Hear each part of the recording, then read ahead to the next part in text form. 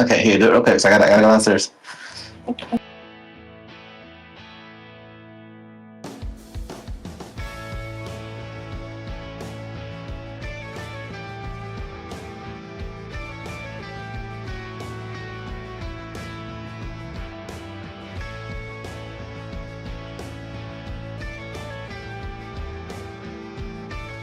All right. It's okay. We're live, but I put on the starting soon stream. Okay.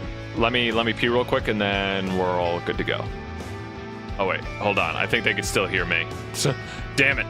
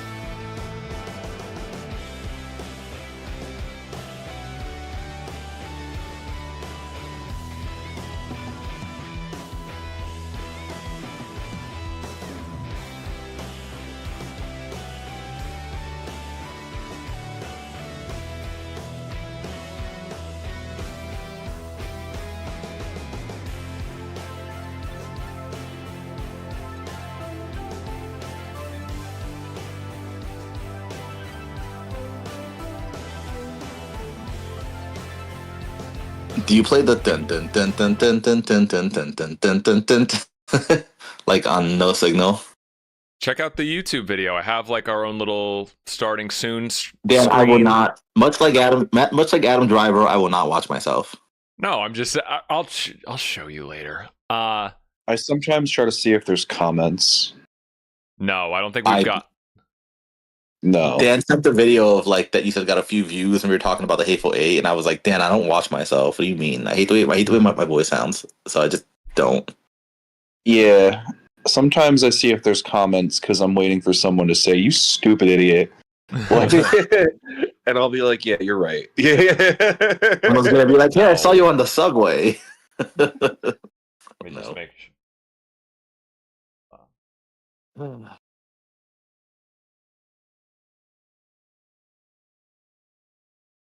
Hold on. Oh, yeah, how was your Test. reunion? Huh?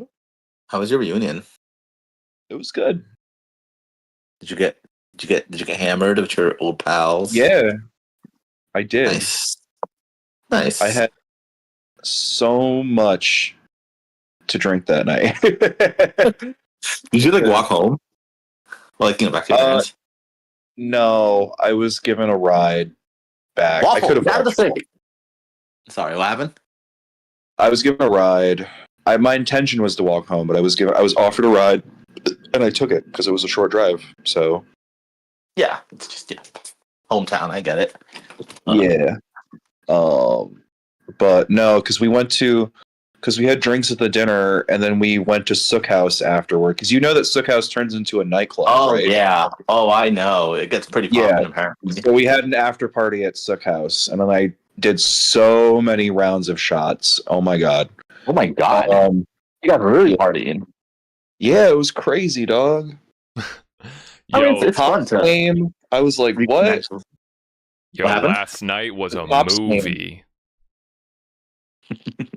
I mean, it's always nice to reconnect with people we haven't seen in quite a while, you know? Mm-hmm. The cops came. Huh? The cops came. Like, the party? The Sook House. Yeah, they came to Sook House. Any of the cops? Is everyone in your class a cop now? What? Who? No. They were like looking for someone. Oh, classic. Yeah, I don't know who, but they showed up several times looking for someone, and we're like, why the fuck are you here? When But we're they- when Dan stops recording, I want to ask you about the former staff who's been losing his mind publicly on social media. Oh Did you see yeah, who's been the target of his ire? yeah. I was like, yeah, that could have happened. I wouldn't be surprised if it did. But by the same token, I don't know if I believe you. So yeah, I don't know. Did you see what the business owner said happened? No, I did not. Okay. When we're off record, I'll tell you because he commented on the Yeah. post because it's getting into like defamation territory where it's like Yeah. you are now publicly It's- slandering another person. It's pretty rough, dude. Like it's all pretty rough. Like even that stuff when he was like, "Return to me my banners." Like I was like, ugh. All right, sorry, Dan. No, you're good. I'm just making sure everything's all good. We're talking about weapons, right? Yeah, exactly. Weapons. Welcome everyone to another installment of Eyes Wide Watch Club. I'm here with Gene and Remington, and this month, Stop. folks, we are here to Weapons, talk about right? yes, Weapons, the new Zach Kreger film. Oh, cool. Weapons.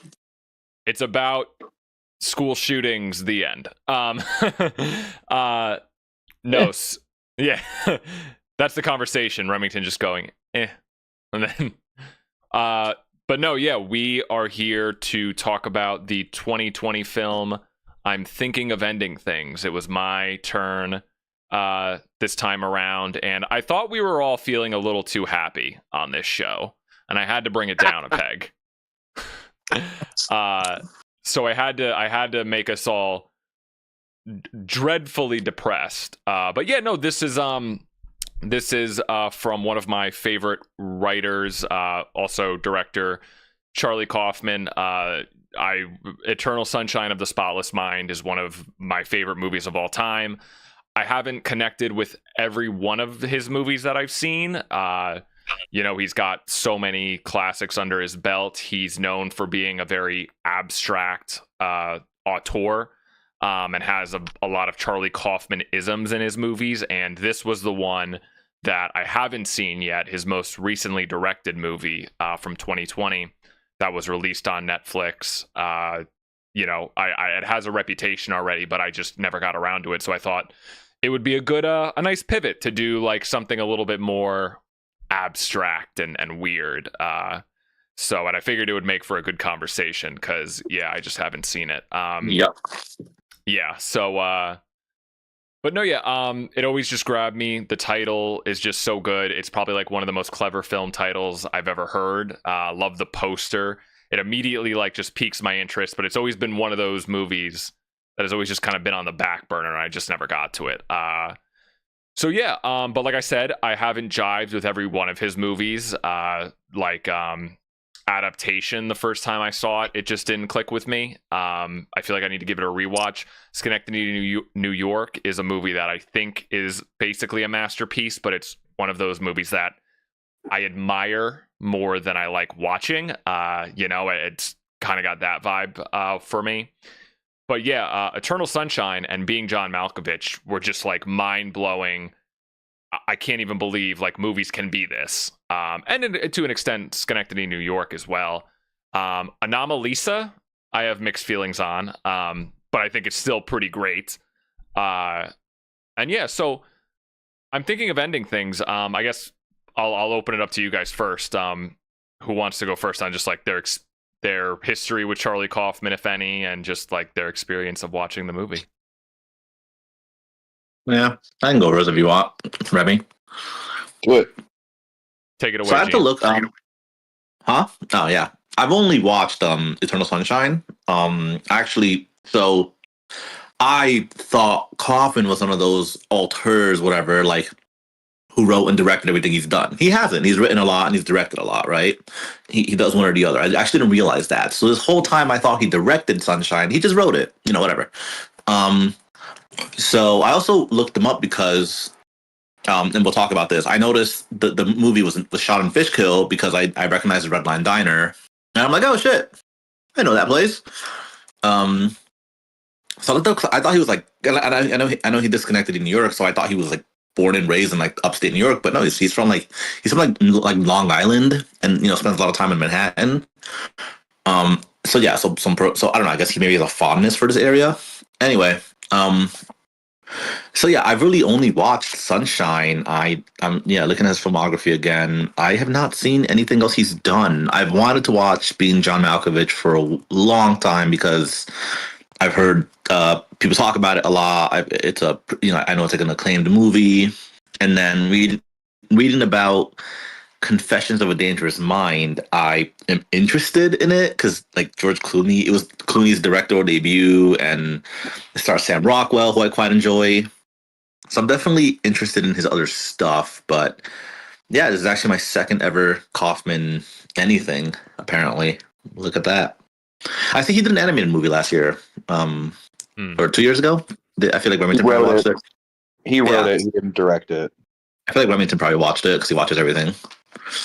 Yeah. So, yeah, it was cool to see that he will dabble in other mediums. It was, that was appreciated.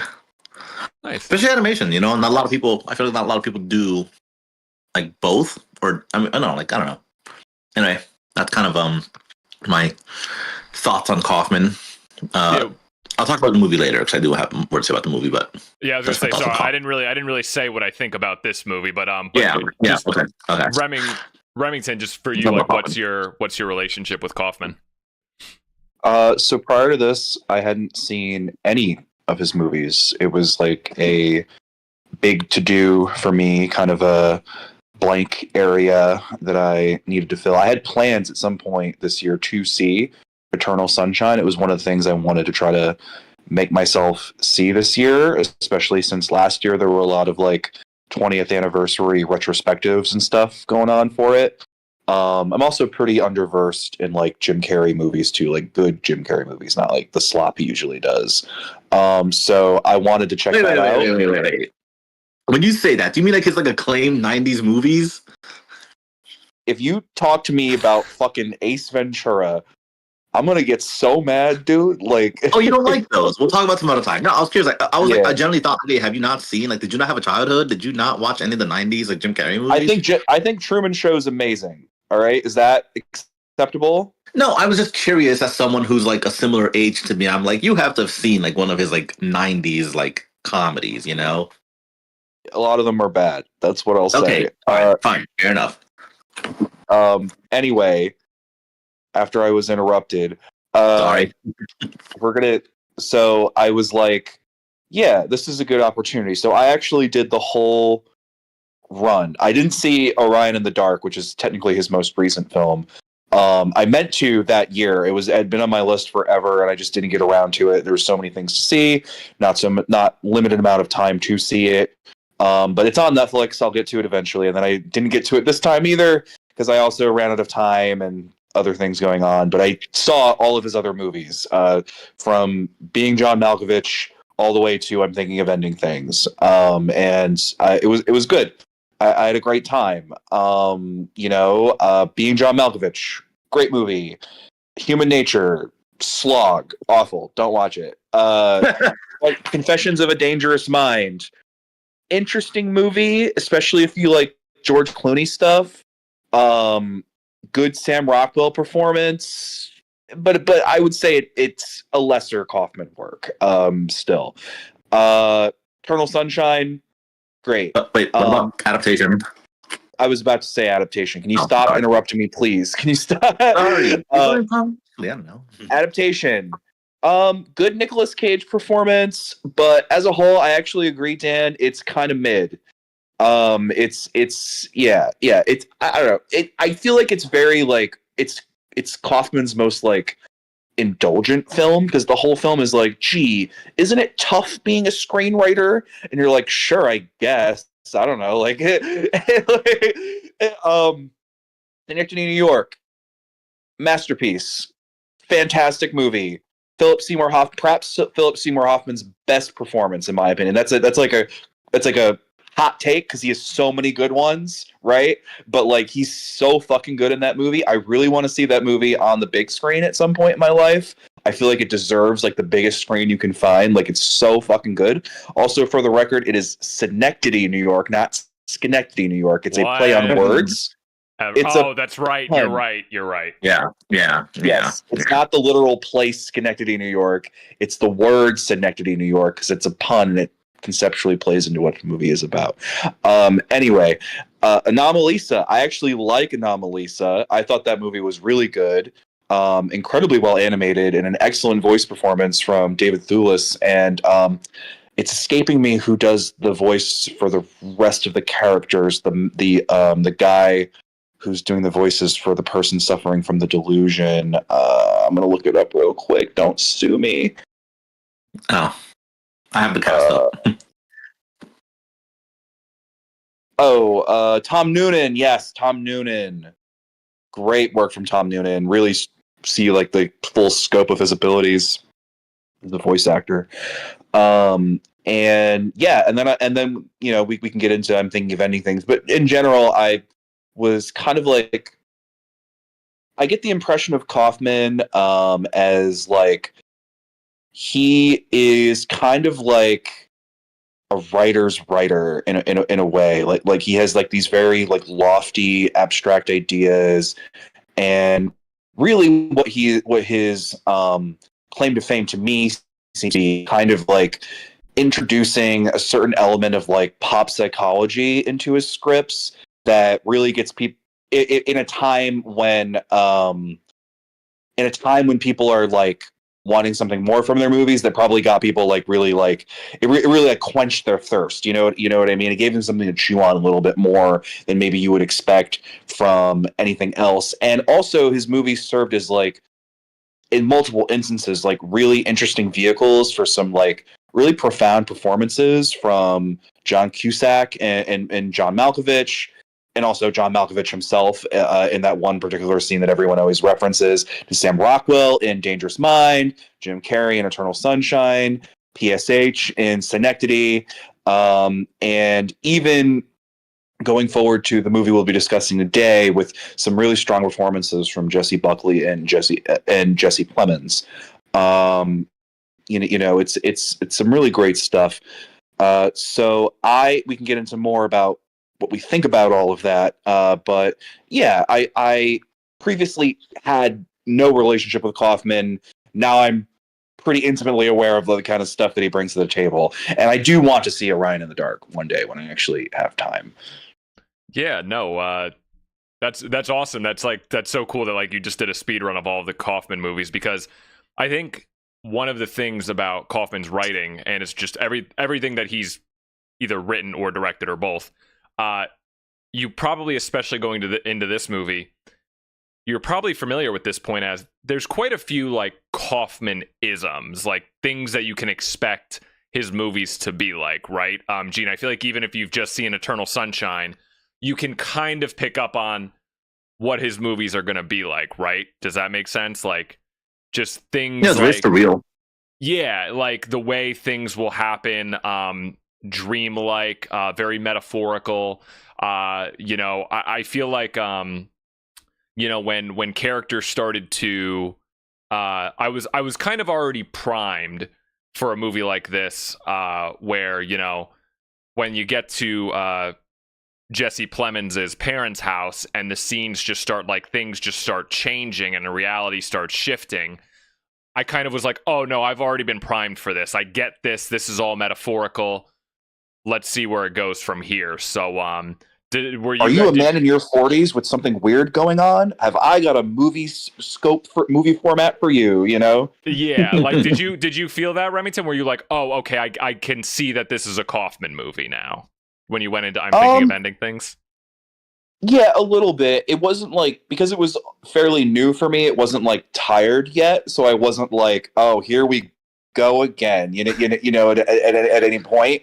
It was like interesting to kind of like sit with it and think about where things might be going and what he is precisely playing with, because it's not like the same. Like, yes, you can expect something weird to happen, but it's not the same weird trick every time. You know right. What I mean? Yeah. Like Anomalisa, for example, that is essentially Kaufman riffing on like a rare psychological phenomena known as the Bergoli delusion. And that's like the entire scheme of the movie and why the movie works the way that it works.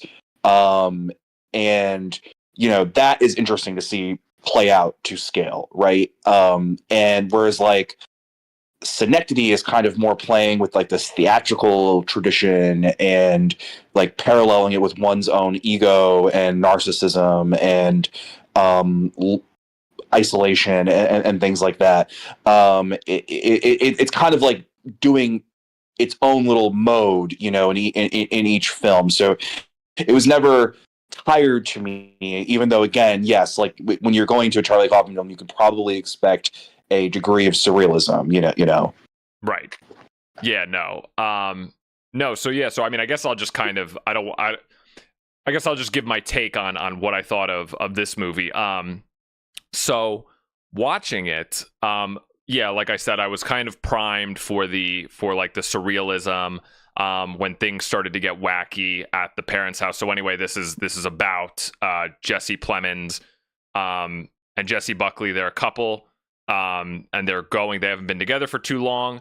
There's an internal monologue for Jessie Buckley's character. They're going to meet his parents at their house for the first time, and she's having this internal monologue of like thinking of breaking things off, of ending the relationship. And then once they get to the parents' house, you know, it's very off-putting. It's Tony Collette, and who plays the dad, I forget.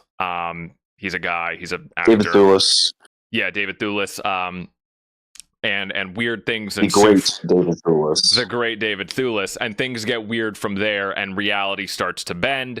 And it's clear that it is, you know, Jessie Buckley having all these anxieties about being with this guy. And yeah, so as I was watching this movie, I definitely found it interesting. And I was following the plot, and I was kind of getting, okay, this is clearly this girl. This is an exploration of this girl having anxieties about being with this guy. You know, what if there's no future with, or like she doesn't see a future with him. She's getting all this weird vibes about meeting his parents. They're very exacerbated, maybe in a metaphorical way. And I thought, okay, this is interesting. I get it. But then I was thinking, you know, it's good. And then it clicked for me at a certain point of the movie what we were actually doing. So we keep cutting back throughout the movie to this janitor character, you know, who's kind of like a night janitor working at a middle school in the middle of the night. And we're seeing kind of just scenes cut to him in the movie for a little bit. And it's so funny. I pretty much picked up immediately that the janitor was Jesse Plemons, and that was meant to be a future version of him in some way. That was pretty clear to me off the bat. I think it pretty directly would cut from like a shot of Jesse Plemons to the janitor pretty directly. So I felt like I didn't really need hand-holding with that, right? I was like, okay. Then it clicked for me. I'm so shocked that it didn't click for me once I started looking at the janitor character. Then what actually the movie was about clicked for me. And I'm glad it clicked for me before the end. And I think it ended up making the experience so much better for me. I fucking love this movie. And yeah, I have a whole thing we can go into about what I think it's actually doing and what it's actually about. But yeah, like when it fully clicked for me what's actually meant to be going on here, it all perfectly fell into place, and I found it very compelling, pretty profound in a way, and I just really, I'll rant about it more, but I just feel like Kaufman is, like you mentioned, Remington, he's kind of like the ultimate like writer's writer. I feel like Kaufman is so capable, especially in a movie like this or his other directed movies, where he's really a guy that uses the medium of filmmaking to its ultimate potential. and what he can actually do with like making things abstract and making things not literal and trusting the audience to a degree. That's what I find so refreshing about him. This is definitely not as accessible as something like Eternal Sunshine or Being John Malkovich, because I think those movies have like I wanna touch on that. yeah. But so yeah, I that's what I love so much about Kaufman. And I'll get into what I actually think the movie's about, but I ended up fucking thinking this movie was another slam dunk. I think it's I wouldn't say it's a masterpiece, but I think it is miles and miles better of so many other films I've seen in such a long time. And just so ambitious. So yeah. But yeah, go ahead, Gene. What were you gonna? That was my rant. What's funny is like I think it's a masterpiece in a lot of ways. Where like it's not for everyone. How do I word this? Okay, so like one critique I have about it, how you said it's not accessible. I found myself a little lost on all the Oklahoma comparisons and themes and like because I know what Oklahoma is, but I've never watched it. I actually wasn't familiar with the story. I just know it's like a famous production, right? And this draws a lot from it, especially with the ending when Jake just kind of sings that whole piece from Oklahoma and the themes and like, the whole context of that song. I feel like Remington knows more about that because he's more of a theater guy than like a music theater person than I am. So I think you lose something. Like I feel like your appreciation for the movie, if you're like someone who like knows Oklahoma and like knows the story and has watched it, versus someone who like just has no idea what Oklahoma even is. I feel like some of that is lost, right? And the movie, and the movie's not going to hold your hand through it. So I just feel like to get a lot of the deeper meanings of like again like especially like the scene where you see that scene where they're in the car and the song from Oklahoma starts playing and then the janitor briefly sees the two, I guess that we now know is versions of him and the young woman like dancing in the hallway. There's a lot of Oklahoma allusions, very influenced by it.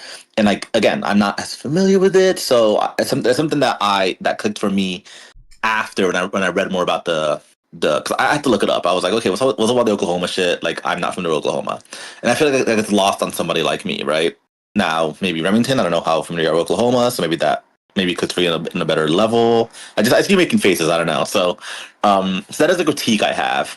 But I think if you are familiar with all that, it's like, oh yeah, this is a very, very, very well put together movie. It works on all levels in the way it's all tied together in the end, and kind of bridging, like using that as the vehicle for tying the overarching story. Dan, how you said, I would like, okay, the janitor is, I guess, Jake as in like in the present and the future, right? Like, is he remembering things? I read a lot of good theories on what is going on.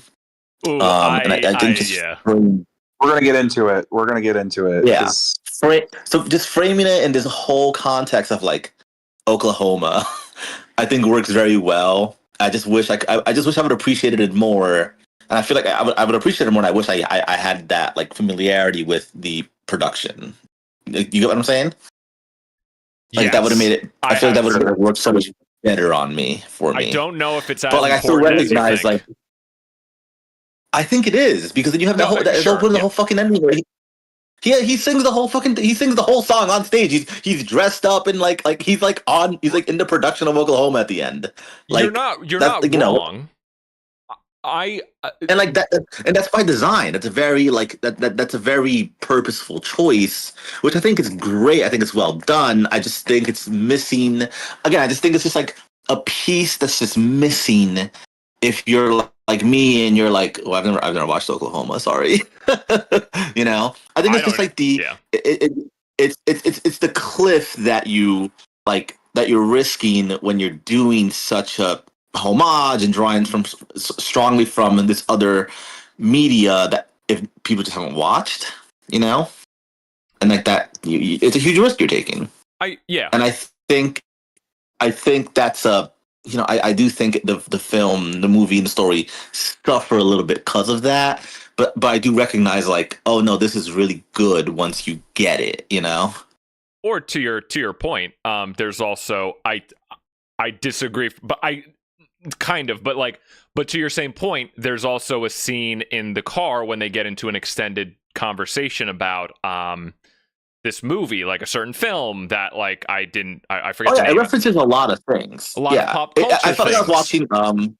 Yeah, like so, like okay, like I'm a huge fan of the Venture Brothers and like Archer, and then you know Archer. Archer has a ton of fucking references. The Venture Brothers has a ton of fucking references, and it's stuff that I loved. But like, and I get it. Like, the Venture Brothers, I appreciate it a lot more because I get a lot of the references. But if you don't get the references, like if you don't get the references, like you are missing something, and and that's because Doc Hammer and Jackson Public's writing is so fucking tight. Especially, I can talk about this all fucking day. Especially episodes written by Doc Hammer.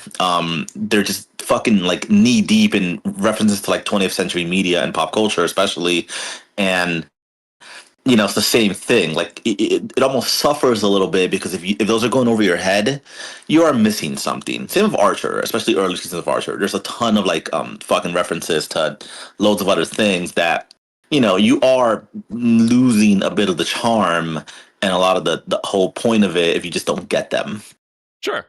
But Remington, yeah, I feel like Remington. you're dying to jump Yeah. in. Yeah, I want to hear what you have to say. So to me, in the words of the late but great David Lynch, the film is the talking. The film is the speaking. Right? Sure.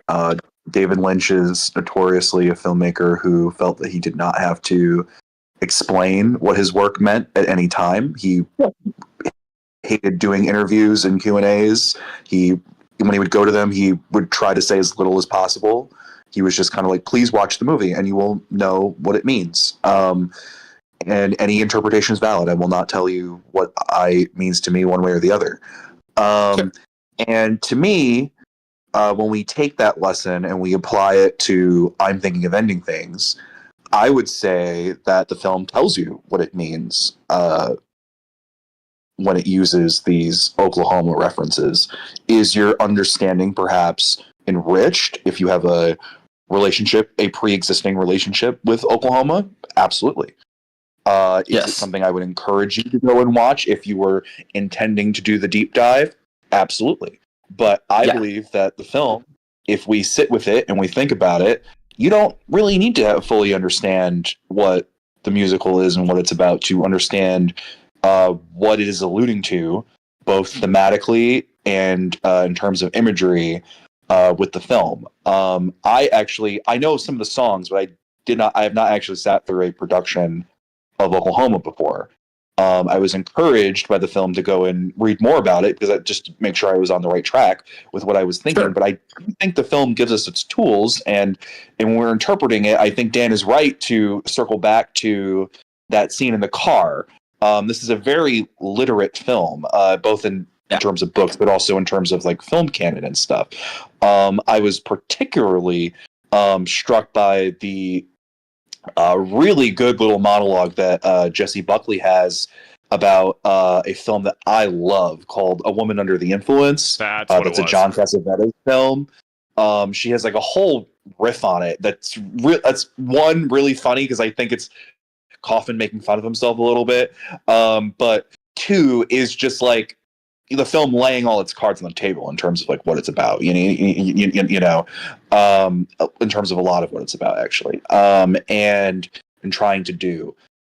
So we can get into it what we think the film actually means, but to me this is like a good example of a film that shows you but doesn't tell you, that trusts you, the audience, to use your brain and think through what it might mean to you, and not just because there isn't anything there and they didn't bother to tell it, but there is stuff for you to chew on, and all interpretations are valid. Use your tools. In terms of accessibility, because that was an earlier point of contention, it's not as accessible compared to like any standard fare studio movie that gets put out, any popular cinema that we might be more familiar with. But I actually, I only push back on accessibility in terms of calling this inaccessible a little bit, because this film was actually very critically acclaimed in 2020 when it came out. And I do think it actually resonated with a lot of people, at least people who saw it. at that time, because this is a film, and we're going to get more into this. I would contend as one of its themes, maybe not its primary theme, but one of its themes is a film that is concerned with issues of isolation. And given that it came out in 2020, Yeah. I wonder why people might have felt that that meant something. Also, a time when many relationships were experiencing a breaking point, a very fractious nature. So I do think that this, if it was not a literal accessibility, I do think there was like an emotional accessibility for a lot of people, which I think speaks to what I'm getting at here. Well, in the medium too, like to touch on what you said, like the way it was released ultimately did, I guess, benefit it, where it was on Netflix, right, on a very popular streaming service. Yes. In a time where, well, we can't do anything else. Might as well watch this movie that just came out. People are talking about, right? So that did ultimately help it, and it to, it's a small light in a very bleak year, right? So definitely, I definitely agree with you on that end. No, and I don't disagree. Like, that is, I wasn't trying to say, like, I think it just maybe leaned a little too much in the Oklahoma. I agree with you where, yes, it's showing you, it's giving you all the tools. Like, you don't have to be familiar with Oklahoma to fully understand what's going on or even appreciate it. Like you said, you're enriched by having that. I personally felt like, and it probably is my personal misgiving, right? I felt like, oh man, I feel like I would appreciate this like so much more if I was more familiar with Oklahoma, right? So that's just one of my personal critiques of it, right? That being said, like I said, I do recognize, like, oh, this is really masterfully done, the way it ties it all together, and at least all the literate references, especially like Woman Under the Influence. I've never watched it. Actually, I didn't even know it existed. But it's something now I'm like, oh, I probably should watch this. And it sounds interesting from what I've read about the movie.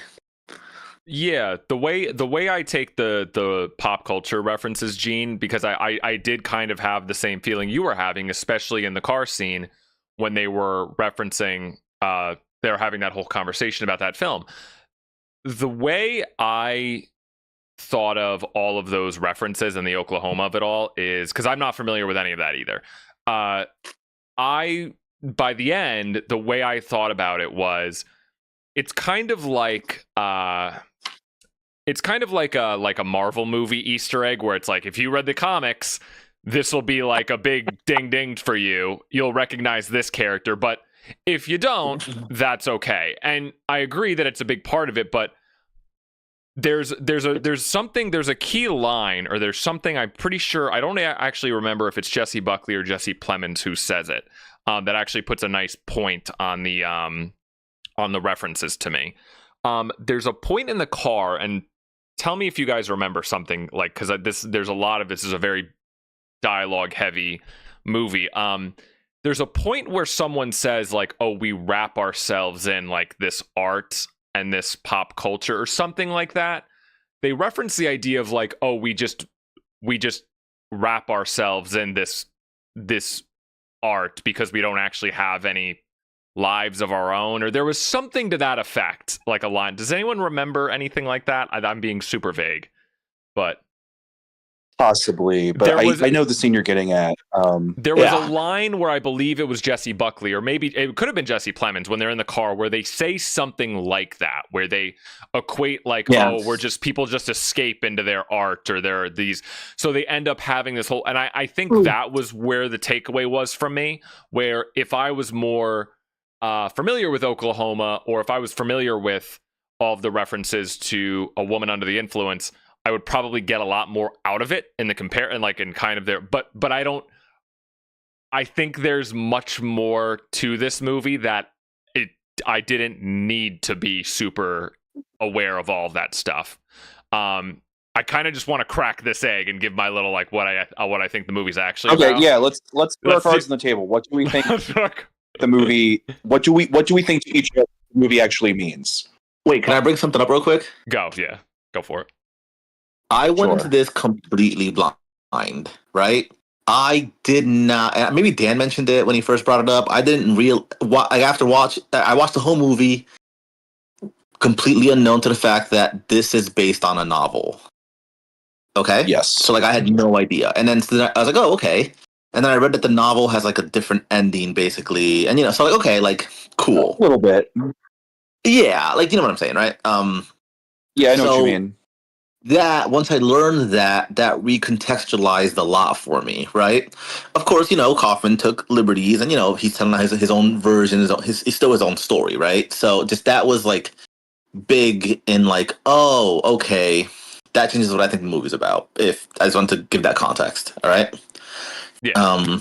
But yeah, Dan, I actually want to hear what you think the movie's about first. No, I didn't. Since it was your pick. I didn't even know it was based on a book until after either. I knew Okay. kind of little about it. I know YMS loved it at the time because he's like a big Kaufman head, and I probably watched but I didn't really know anything too much about it either. But no, so like I said, there's a pretty clear point when you realize, okay, the janitor is Jesse Plemons. That's pretty clear, right? Gene, did you pick up on that it was Jesse Plemons? No, it took me a while, only because I was and this is because the movie does this purposely. You're following the young woman, right? She's like the vehicle, like she's your protagonist, I guess. So I was just focused on that. And I'll get to that. So like, it took me a little while to pick up on the janitor. It clicks for me when it's supposed to click for you with the washing machine. And I did realize like, oh, okay, we saw the janitor in this house in the beginning, and like that's like the first few shots of the movie, right? So I had my own ideas on what's going on, but I'll get to that when I explain what I thought the movie's about. So I don't know at what point this clicked for me. This was somewhere probably going into the third act, after we've seen the janitor a few times, but it hit me before they get to the school in the end. And so my theory is what I actually like. I don't think this movie's about Jesse Buckley at all. I think Jesse Buckley is a made-up person. I think this movie is Jesse Plemons. Yeah, this is where it is. Yeah, and I don't know why I didn't like this didn't click for me at first, but Jesse Buckley, the whole movie is actually from Jesse Plemons' perspective, not from Jesse Buckley's. More or less, yeah. And I determined, and I here's what it was. It was when it was when Jesse Buckley, when her fucking backstory kept changing, like the Joker. Yeah. So because every time, like, and I thought, oh my god, it's Jesse Plemons. It's his retelling of a relationship he may have had or may not have had. And the whole movie is him just beating up on himself about this relationship he may or may not have had. And the whole movie is about his self-hatred for himself and his hatred for how much, like, he may or may not have screwed up with this girl. Maybe it's multiple women.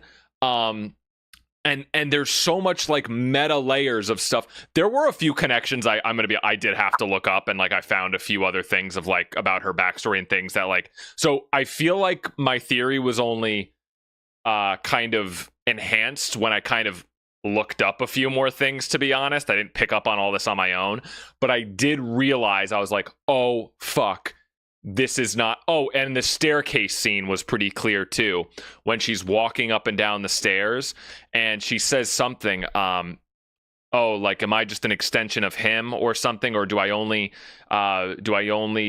exist to be approving of him? Then what am I? And I didn't pick up on this, but I did read that in the scene when they look at the picture, there's a picture on the wall in the parents' house. And he goes, oh, look, that's me when I was a kid. And she goes, wait, that's actually me. That's a picture of me. They're the same person. In reality, I think the whole movie is from Jesse Plemons' perspective. And it's all about how he's just looking back on his life, fucking hating himself for this relationship he may or may not have had. And yeah, just the whole movie is just him just fucking hating himself. And ultimately, you know, him thinking of ending things. It is a movie about suicide as well. It is a double meaning. So yeah, Remington, what do you? Yeah, I was proud of myself. So that's basically what I think as well. So when I was watching the movie, I was initially kind of like confounded by the clear seeming switch from like, you know, Jesse Buckley's perspective to Jesse Plemons' perspective. And I was like, oh, what are we doing with that? How does that all fit together? I did clock early on that he was the janitor. I was like, oh, so does something happen to her? And this is kind of like a How I Met Your Mother thing. And, you know, so where he's looking back in the past, like how does that all play? And once to me, it becomes the most clear towards the end, like everything in the school forward to the very end of the film is just like, oh yeah, okay, so clearly this is really about Jesse Plemons, and all of that. So before I looked anything up, just taking it all in and absorbing it, I was like, and also being able to compare it to previous Charlie Kaufman works. I was like, okay, so this is a man who likes to do very lofty, abstract writing concepts on notions in pop psychology. So what this is a film that is about one man's neuroses surrounding relationships, basically. So it is a man who is telling us all of his anxieties around a relationship. You know, like, oh, it's going to fail. Oh, my parents are not going to like her. Oh, she's going to want to break up with me for this little thing or this little thing. It could be going so well, but you just never know with these things. You know, it's all of these built up fears and anxieties that almost kind of like bend inward on themselves, because that's how many layers that we're operating on here. It's not about her at all. She's like a representation. And this was only cemented when I eventually, because I didn't know it was based on a book either. I like found that out after I watched the movie. And then I looked up the book, and turns out, like, at least based on the summary, I didn't actually read the book. I just read a summary. This is like a pretty faithful retelling of the book. Really, where it diverges, it doesn't even really diverge in terms of like what actually in like plotting. It's just kind of like, all Kaufman's doing is he's just abstracting the end rather than where the book makes it more explicit. Is that, yeah, it's Jesse Plemons Jesse Plemons' character made up a relationship in his head because he's mad at himself for never actually asking out the girl at the bar, and he's kind of like role playing in his mind what this relationship would have been. And because it's riddled with all of his insecurities and doubts and, you know, self-hatreds, you know, it just consumes him, right? For years. And then eventually, as this janitor, as he's like trying to write it all out and figure it all out, he doesn't know what it means, and he kills himself.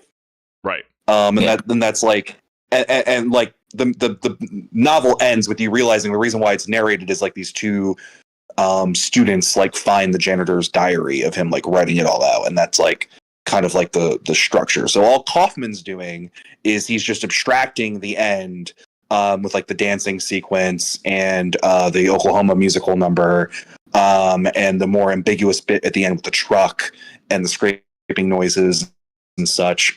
He's just abstracting it to be kind of like to make it less on the nose.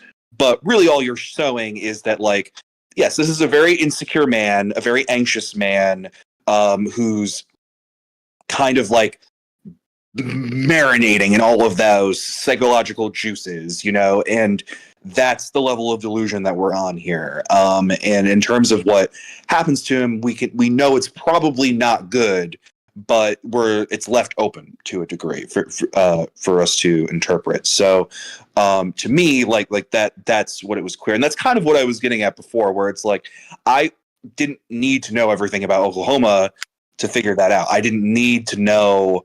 I necessarily even need to know that it was based on a book or how the book goes. To me, letting it wash over me and think about it for a bit, I was able to piece it together. And that's to me what it's about. Yeah, I think realizing that it's actually from his perspective was completely where it clicked for me, or at least that's what I think it I think it's pretty clear that it's meant to be from his perspective.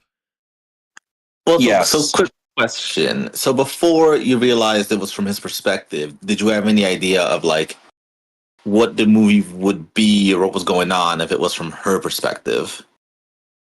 Well, I always knew. I think that from the beginning, it never changes. It is about talking about relationships. It is this meta commentary on relationships that doesn't change once your knowledge of who the perspective is changes. It's just that when it starts with Jesse Buckley, to me, I was more reading some of the things it was doing in the house is talking more about like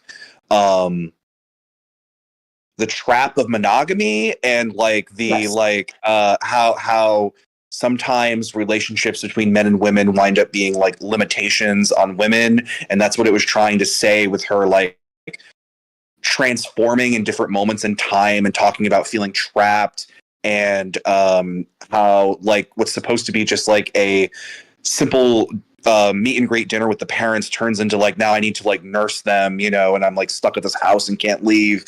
You know, that's what I thought the movie was like putting down initially. And I think a lot of like I was going back and reading some of the reviews, and I think like a lot of the more surface level reviews, and it is doing this, but it's not like the core of what the movie's doing, is talking about it more as like a deconstruction of like the manic pixie girl archetype, right? Like I don't know if you're familiar with what that is, Gene. But I have Scott Pilgrim literally in my two. I have it twice. Yes, I know what the Manic Pixie Dream Girl is. Yeah. So, like, for those who don't know, who may be watching this or listening to this, the Manic Pixie Dream Girl is kind of like the stereotype love interest in a lot of Hollywood movie scripts and also in TV scripts of like a woman who's kind of like the perfect girl next door, right?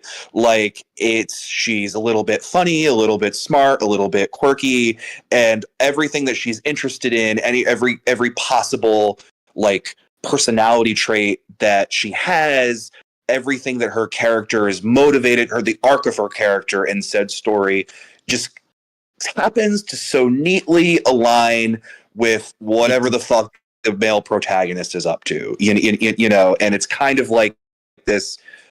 It's a classic trope of the post-feminist moment of the 80s, 90s, and 2000s that has gradually over the years into the 2010s and in the 2020s become more and more deconstructed and picked apart and identified its shortcomings. I would say some people would point to as one of the more egregious examples being Natalie Portman's character in Zach Braff's Garden State. That's a big one.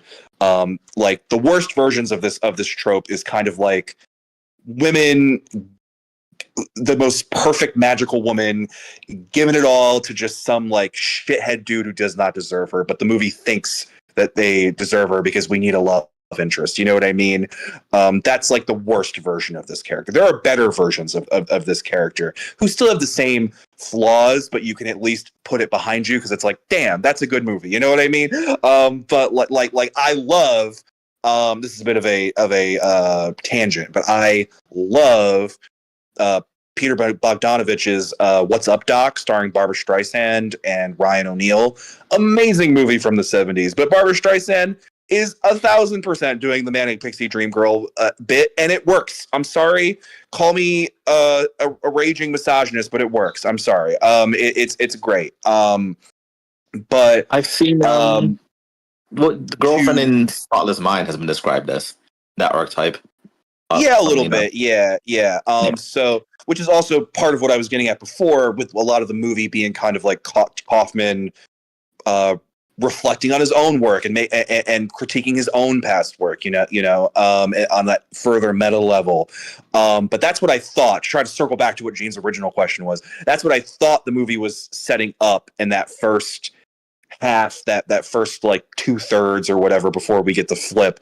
And then once I realized it was more, it was actually from Jesse Plemons' perspective. fully, I was like, oh, it's even deeper than that. It's like, yes, that's there, but there's actually this other layer, this deeper layer that's more what the perspective is, which is actually just like one man's neuroses and delusions and insecurities surrounding relationships. Heterosexual relationships, and what we can get from that mess of anxiety. Just one big house of cards of anxiety that gets deeper and more fraught and more nonsensical the further you go along. Yes, I completely agree with all of that. And it's funny when I was watching this in the first the first 2/3 or whatever, and I was still thinking this is from the perspective of Jessie Buckley's character. I kept thinking to myself, God, I hope I don't come on to talk about this movie and I feel like I sound like a total red pillar, because I have like some weird like thoughts about this. But so for instance, when you're watching the movie but I accepted like, okay, this is a girl who is having all these anxieties about like a future with this guy. Like his parents are wacky and weird and off-putting, and there's all these things, and she's just like, I'm thinking of ending things. I don't know. I just have no future with him, whatever. And but it's like this exaggerated, like just exploring all of these anxieties, right? Like you said, of like monogamy, having this like locking in with someone, that's all there. And I think that's still valid, and I think that still makes for an interesting movie. But I thought it's not as compelling to me, because I'm like, well, not that it's not fair, but it's just less interesting because I'm like, well, I feel like I don't even really know Jesse Plemons that well. Like, why do you not feel like there's a future with him? Like, I don't like, it's not as interesting to me as in the sense that I don't really know why she's feeling these feelings. Not to say that she needs reasons. She can just be feeling these reasons either way, right? Obviously. Just feeling these anxieties no matter what. That's totally valid. But I did have that in the back of my mind where I'm like, well, I mean, like, sure, but I mean, like, I totally understand, like, I was seeing it like, oh, like, him taking care of his parents that are crazy. Well, it's like, I mean, but he, like, you have parents too, right? That's like the point of like, you do it together, like both, I don't know, like, so I'm like, am I like sounding like a fucking red pillar? Like, why do I think this way? But then when it just became so much more interesting to me when you flip it, that it's all from Jesse Plemons' perspective, because this is how he sees his parents. This is how he saw, or he like, you know what I mean? Like, this is how, like, it's all just like he hates himself. Like, this is what in his mind a girl would be thinking of him.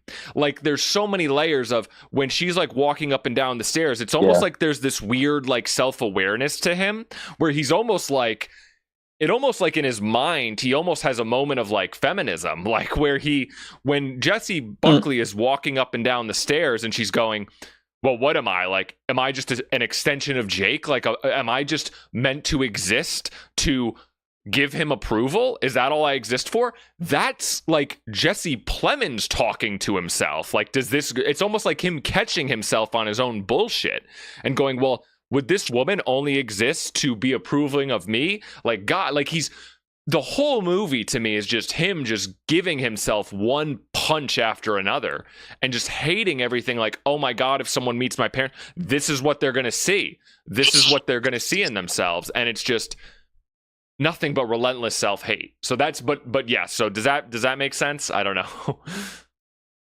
I follow you.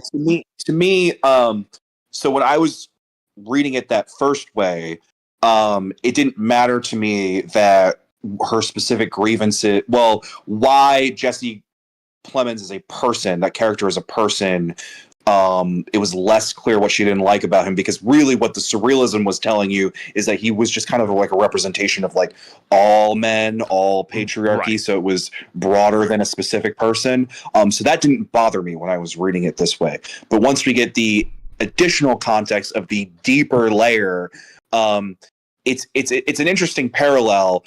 because I think you're right to say that it's like her thoughts are his thoughts, but what she was doing was. I'm losing my thought. I had this thought. I'm sorry. No, let me put this together.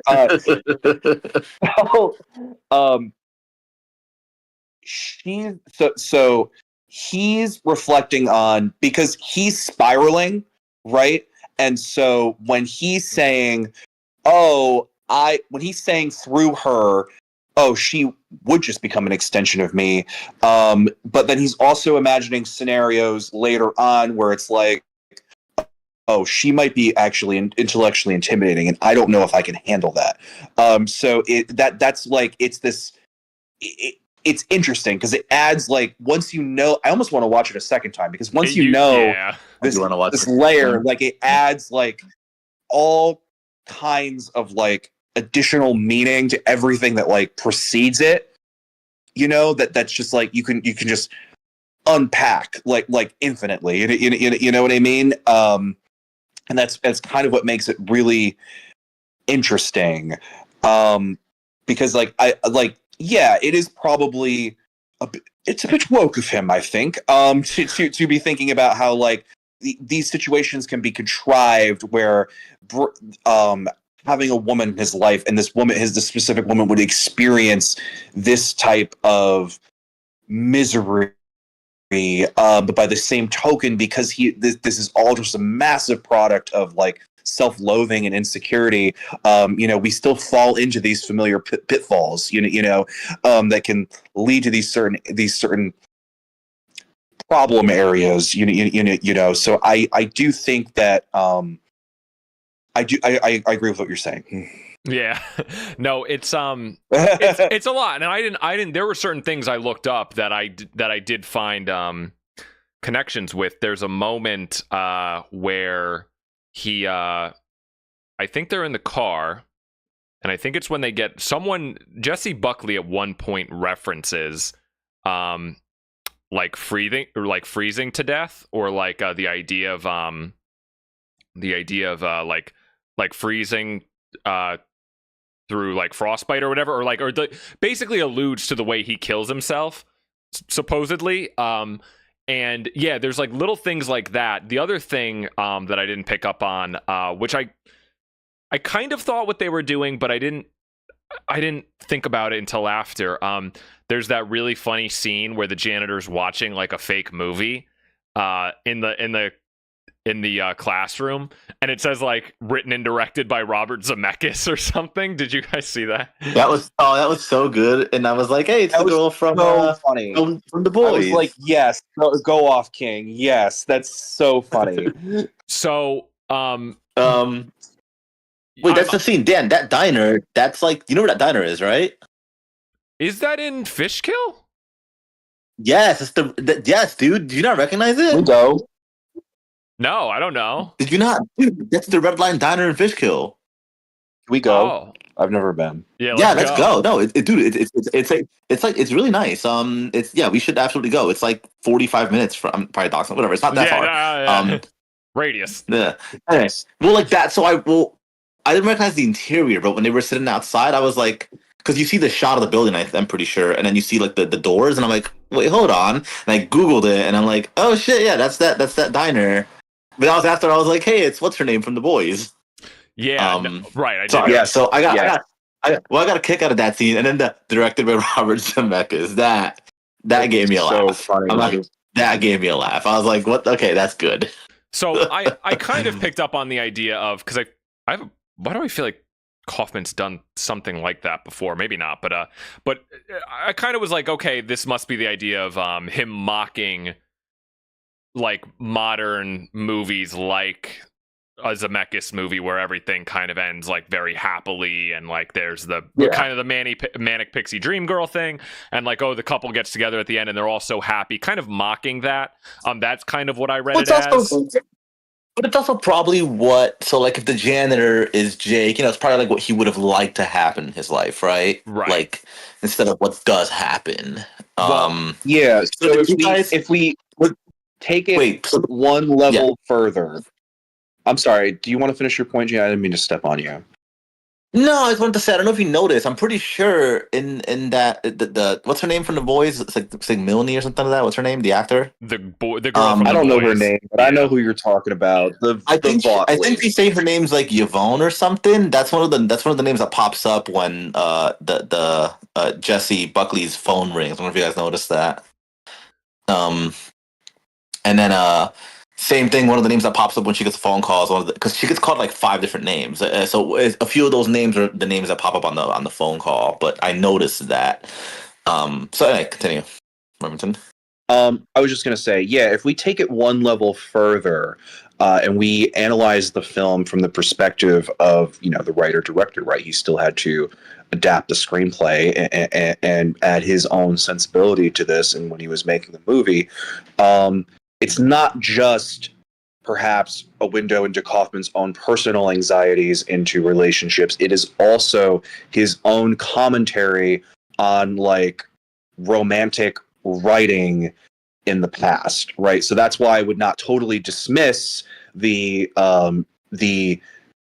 deconstruction of the manic pixie dream girl motif, even if I don't think it gets to the core of what the film is doing, because it is there. So like that little riff on a Zemeckis film, that's saying something, right?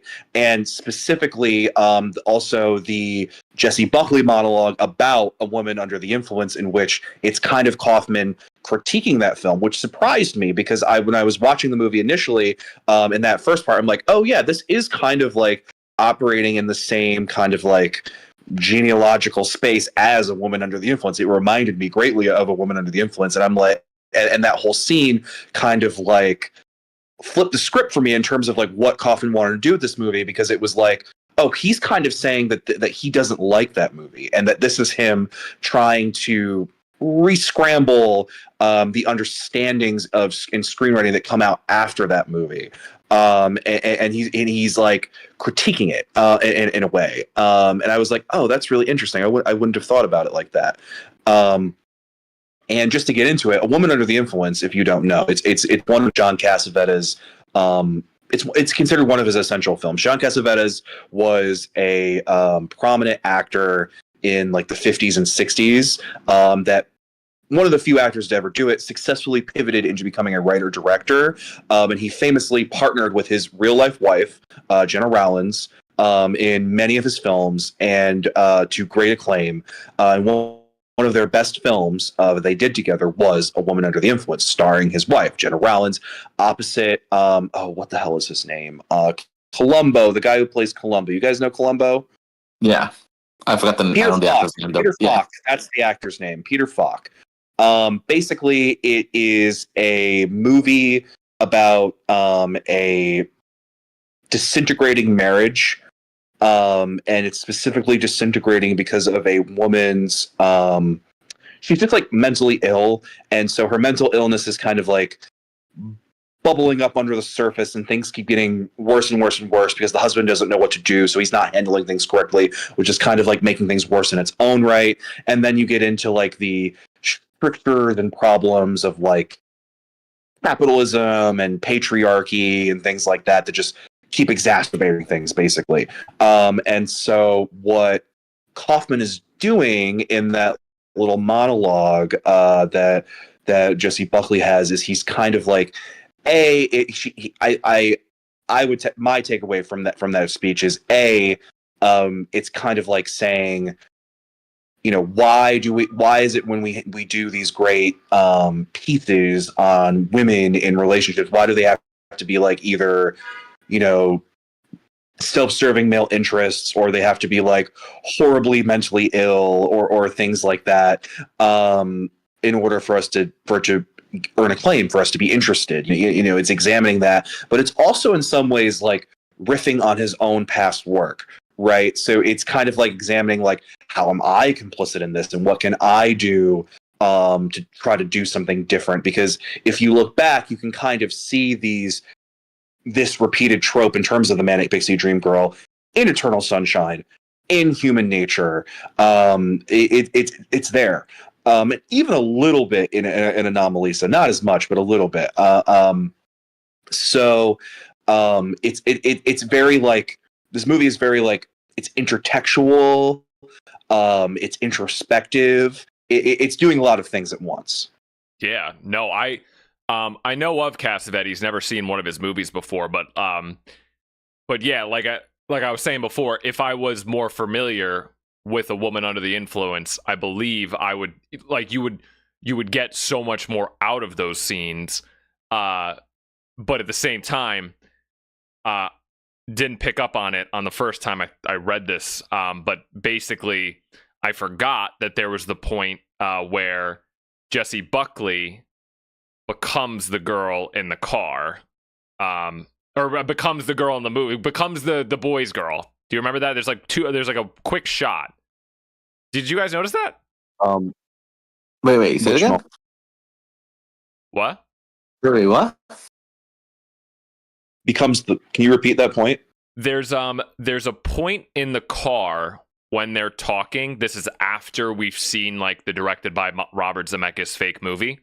When they're talking in the car, there's a couple of shots. I guess you can maybe miss it, but there's a point where they cut to Jessie Buckley's character in the car, and she's actually replaced with the girl from The Boys. Oh, it's by Colby. I should not notice that. Her name's Colby. Oh, yes. I don't think I noticed that right away. And I noticed it because I recognize her from The Boys. I was like, oh, wait, there she is again. She's now Jessie Buckley, for a couple of shots. And that didn't really register as anything to me at first. But then in hindsight, thinking about it, it's you know, it's supporting, it's all from Jesse Plemons' perspective. Like, he's watching the movie, the fake Zemeckis movie, and then like that's entering his brain, and he's like picturing Jessie Buckley as that girl for a brief moment. You know what I mean? Like, so it's those realities, like the whole movie is in his head. And that's where you get like the bending of reality and the different scenes coming in.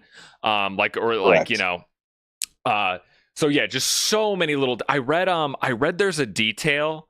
No way in fuck was I gonna notice this, but someone I saw wrote that when they go to turn on the radio in the car at one point, apparently when they cut to like Jesse Plemons turning on the radio, it's actually the radio, the interior of the janitor's truck. There's no way I was gonna notice that. But there's so many little things like that. I noticed that when he turns the radio on in the beginning and it's playing the Oklahoma song, and then the janitor's watching like the high school kid like sing the song, and then it goes back to the cars matched up. I did notice that, but yeah, I don't know if you guys noticed that. No, I did not notice that. There was so many things. The song keeps playing like from the janitor watching the high schooler like sing it, and then when it cuts back to them driving, it's still playing, but from the radio. It's the same song. I thought you noticed that, Dan. I don't think I did. There, like you said, Remington, I think this is a movie that definitely rewards multiple viewings for sure. There's something I read about too. Sorry. Sure. No, go ahead. Well, I read about that. Something like I guess maybe Remington noticed it. In one of the shots in the house, there's a bunch of like thermoses everywhere to kind of like show you like the janitor like when he's taking coffee to like his job. I didn't notice that. Someone on Reddit pointed it out. So there's like little things on the set design like scattered around to show you, right? Yeah. No. But, yeah. The only thing, what I thought was interesting, which I'm still thinking about, was mainly the scene. It's so funny. Not a lot actually happens in this movie, and it's 2+ hours. But when you really break it down, it's they go to the parents' house, they leave, they stop for ice cream, and then they get to the school. I didn't really know what to make. Guess. Well, when you Dan breaking the movie down by the settings only. Can I tell you something so funny I was thinking about during this movie? Wait, Dan watching Predator. They're just in a jungle the whole time. What the fuck Yeah. else happened? Yeah. Dan watching Die Hard. They haven't left this fucking building once. Yeah, right. Yeah. Like he's in the vent, but he's still in the building. I don't understand why Where's this is important. Where's his damn shoes, you ape? But like that's like a complaint of the movie. But I swear to God, I'm such a degenerate. Like, I'm thinking, like, there's so much I'm trying to, like, because it's a Kaufman movie. There's so much I'm trying to, like, because I'm thinking, I know this is like a puzzle box. I know there's so much I'm going to have to, like, pay attention to. When they keep emphasizing when they go to leave the parents' house, and there's things like, you know, they keep mentioning Jesse Plemons is going to put chains on the tires. I think there's even a point where he's like, the chains. The chains. And they cut to them, like, putting the chains on the tires, like, outside. And the whole time I'm thinking, I'm about, like, 2 minutes away from pausing the movie and, like, starting going down, like, a YouTube rabbit hole. I'm like, what the fuck do chains do for you in the snow? Like, this is horrible. It's a thing. Traction. I've heard of it, Yeah, but, like, what does it actually helps. do? Yeah. How? It gives it traction, like Gene said. Like, it literally helps you. Wait, did you not know that, Dan? I know that's a thing. I just don't know how it helps. It doesn't seem like it really works to me. So I in think the it's snow, horseshit. the problem of driving on snow is that there's less friction, so you can skid. So the chains help provide you friction, so you don't skid. It gives you more control over the tires and the wheels. Yeah, Next, you're gonna tell me RNMA vaccines work. Okay. Yeah. Mr. I trust the pharmaceutical company. No, just kidding. But you may have not noticed Dan put hashtag Maha on all his profiles on social media. it is funny. I'm just sorry, but that was like a point where I'm such an ignorant son of a bitch. I'm like, what the fuck are those chains gonna do, Jesse Plemons? But I'm like, I haven't driven in like 3 years, and I knew this. Like, I'm like, I knew they were a thing. I know they're a thing, but I'm just like, I don't believe that these work. But anyway, I'm from some big old SUV. I'm just thinking about it. Yeah, there you go. But what did you guys? I'm curious because what I still kind of have like rattling around in my brain, which I think is interesting for interpretation that isn't very clear, is when they stop for ice cream at the little Dairy Queen looking place.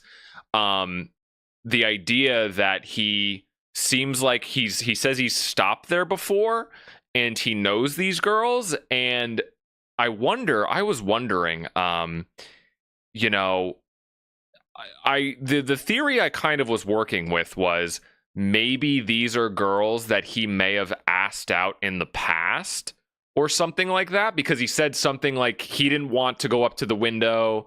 He said something like maybe the girls wouldn't want to see him or something like that. And then there was like the one girl that's talking to Jessie Buckley that serves her and says something like, you don't need to do this, you can stay here with me. And something about there being bruises on her arm. And I thought, wait a minute. At the end, when I was thinking back about the movie, I thought, is that meant to imply that that could potentially be a girl that Jesse Plemons did see at one point and like abused her? I don't know what you guys... That's what I took it as. I took that and just like the so you get like as Dan said, so you get the first car ride, right?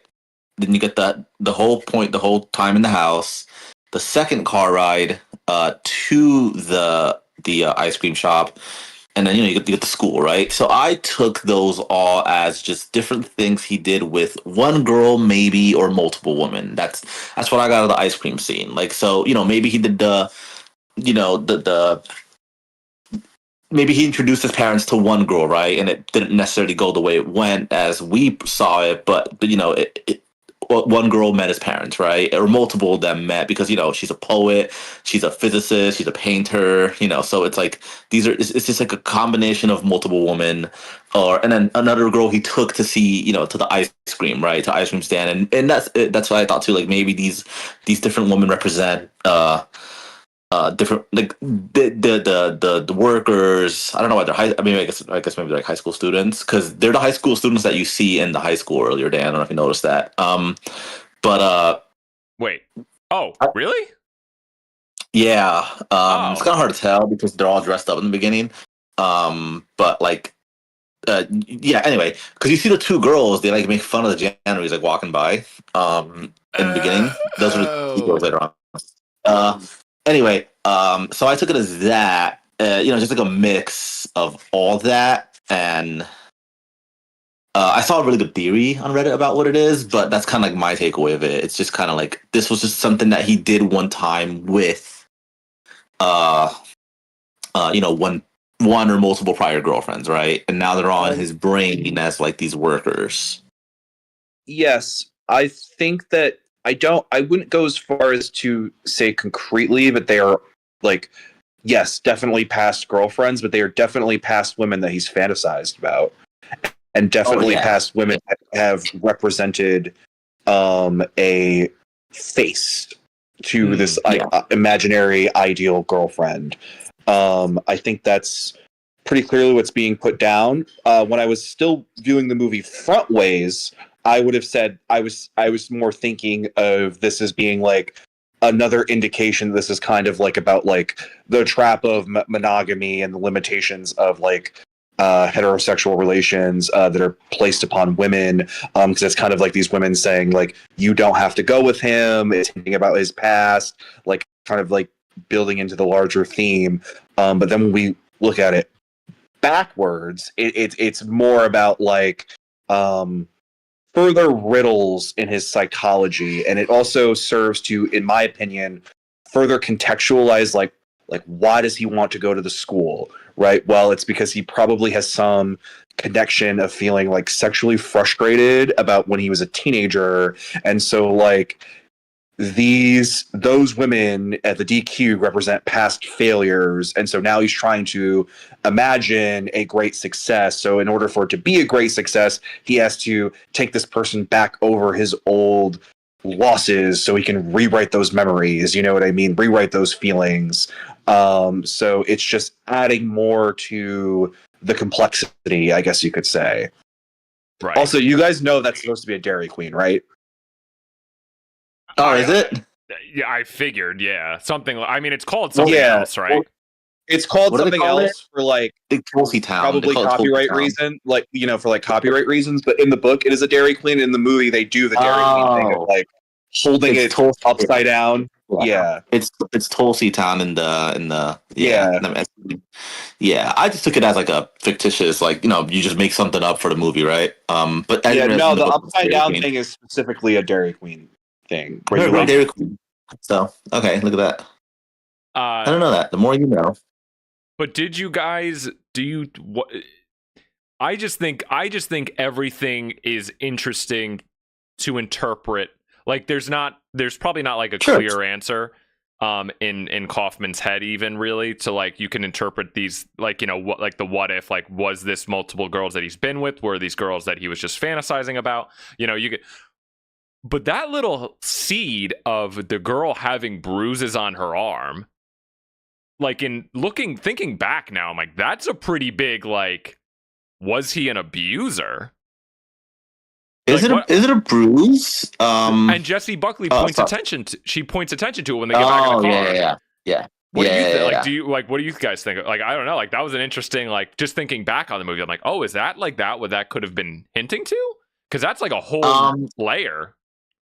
I like to read Wikipedia synopsis of movies afterwards to see like I like to compare of like what is this movie like if you just read the synopsis? Like how much is you have to trim for the synopsis?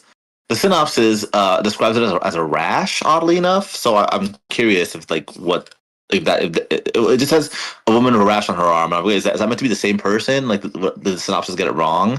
So that's what I'm curious about. Oh, I thought she said bruises. Well, that's what I'm. I don't know. I don't remember. What did you think, Remington? I don't remember clearly how it is described, but if we're going with the idea of these aren't real women, it could mean anything, right? So, like, it could be that he's imagining the consequence of, in his, delusional state, he is imagining the consequence of a current girlfriend meeting a ex from a particularly nasty period in his life, right? Or it could be the imagining of, like, in a previous delusion of what a ideal girlfriend might be like. It could have been that he saw a damaged woman, an injured woman, and wanted to be the superhero boyfriend, right? But that has its own faults and pitfalls, and that's what we're getting at here, right? If we also buy into the idea that part of what the movie is getting at, and this is a motif that Kaufman has played with in his previous films, that, Jesse Plemons and Jesse Buckley's characters, they are one, right? Going so far as in that one scene in the house where Jesse Buckley's like looking at the picture and she's like, "Is that me?" And he's like, "Oh, you can't tell that's me." Like going so far as to do that. If we buy into that idea, then it's kind of like he's so deep, he's older now. The real Jesse Plemons, like the janitor, he's older now. He's also so deep into his delusions, he can't. She's trying to pinpoint it, who that is. He doesn't know who this person is. Is she real? Is she not real? Those marks can mean anything, and it's kind of like how you want to read that scene based on what we know and don't know, and what it means to you personally. Yeah, on an emotional level. No, for sure. Yeah, Jesus. Yeah, there's so much deep shit. Yeah, no, I don't know. Yeah, just I feel like it definitely does. Like, just it will reward rewatching. Because yeah, I'm so happy. I'm just so happy I came up with that. Like, oh, wait a minute, this is from his perspective. And like you said, yeah, like it doesn't even really matter, because I was gonna ask, like, do you think like Jessie Buckley was a real girlfriend, or was it an amalgamation of several? Or like, but it doesn't even really matter, right? It doesn't matter, no, because that's not the point. Exactly. Like if she was a real person, she's not. She's not a real person because he keeps changing details, or right? You don't know. She's an artist. She's a physicist. Her name keeps changing. It maybe there's a kernel of a real person in there, but there's so much built upon it based on his own fantasies, his own insecurities, what he cares about from moment to moment. What he's feeling at any given moment, probably in his real life, that's influencing the way that this dream scenario is playing. That it could be anything, but it's immaterial whether she's real or not, which is kind of like what I was saying before in terms of like those Dairy Queen girls. It doesn't matter whether they're real or not. I would err on the fact they're probably not real, what the movie's putting down, but that's not the point. The point is like what they represent in the dream logic, right. Yeah, no. There was even I guess like some debate as to whether or not he actually kills himself in the end, but I took it that I think he definitely did. Yeah, I thought it was pretty. He does clear. In the novel. Yeah, I didn't think that was ambiguous. I thought he dies in the truck at the end. Yeah. But yeah, yeah, I mean, I don't really have much else to. I didn't really have many other points to. Gene? Did you read any other what other theories did you guys read any like radically different theories or anything about it? I actually never got to explain what I thought the movie was going to be about. Oh yeah, sure. What? Yeah. Well, there you go. Did. I didn't. You just generally agreed with us.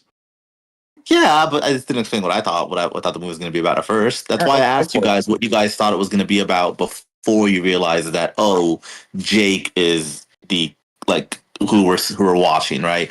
I thought, because I didn't know what to think about the whole janitor stuff. I thought it was going to be like, okay, we'll find out at the end, right? At first I thought it was the woman coming to terms with I fully thought it was like, okay, Jake is a partner who had like who passed away. Maybe he killed himself. Maybe he died in an accident. And I thought it was her coming to terms with that because again, I've only ever seen Eternal Sunshine, but I did see this. I went to the movie blind, but I was curious because I got like horror vibes from it at first, and I'm like, "Is this a horror movie?" But I saw it was described as a psychological thriller. So I'm like, okay.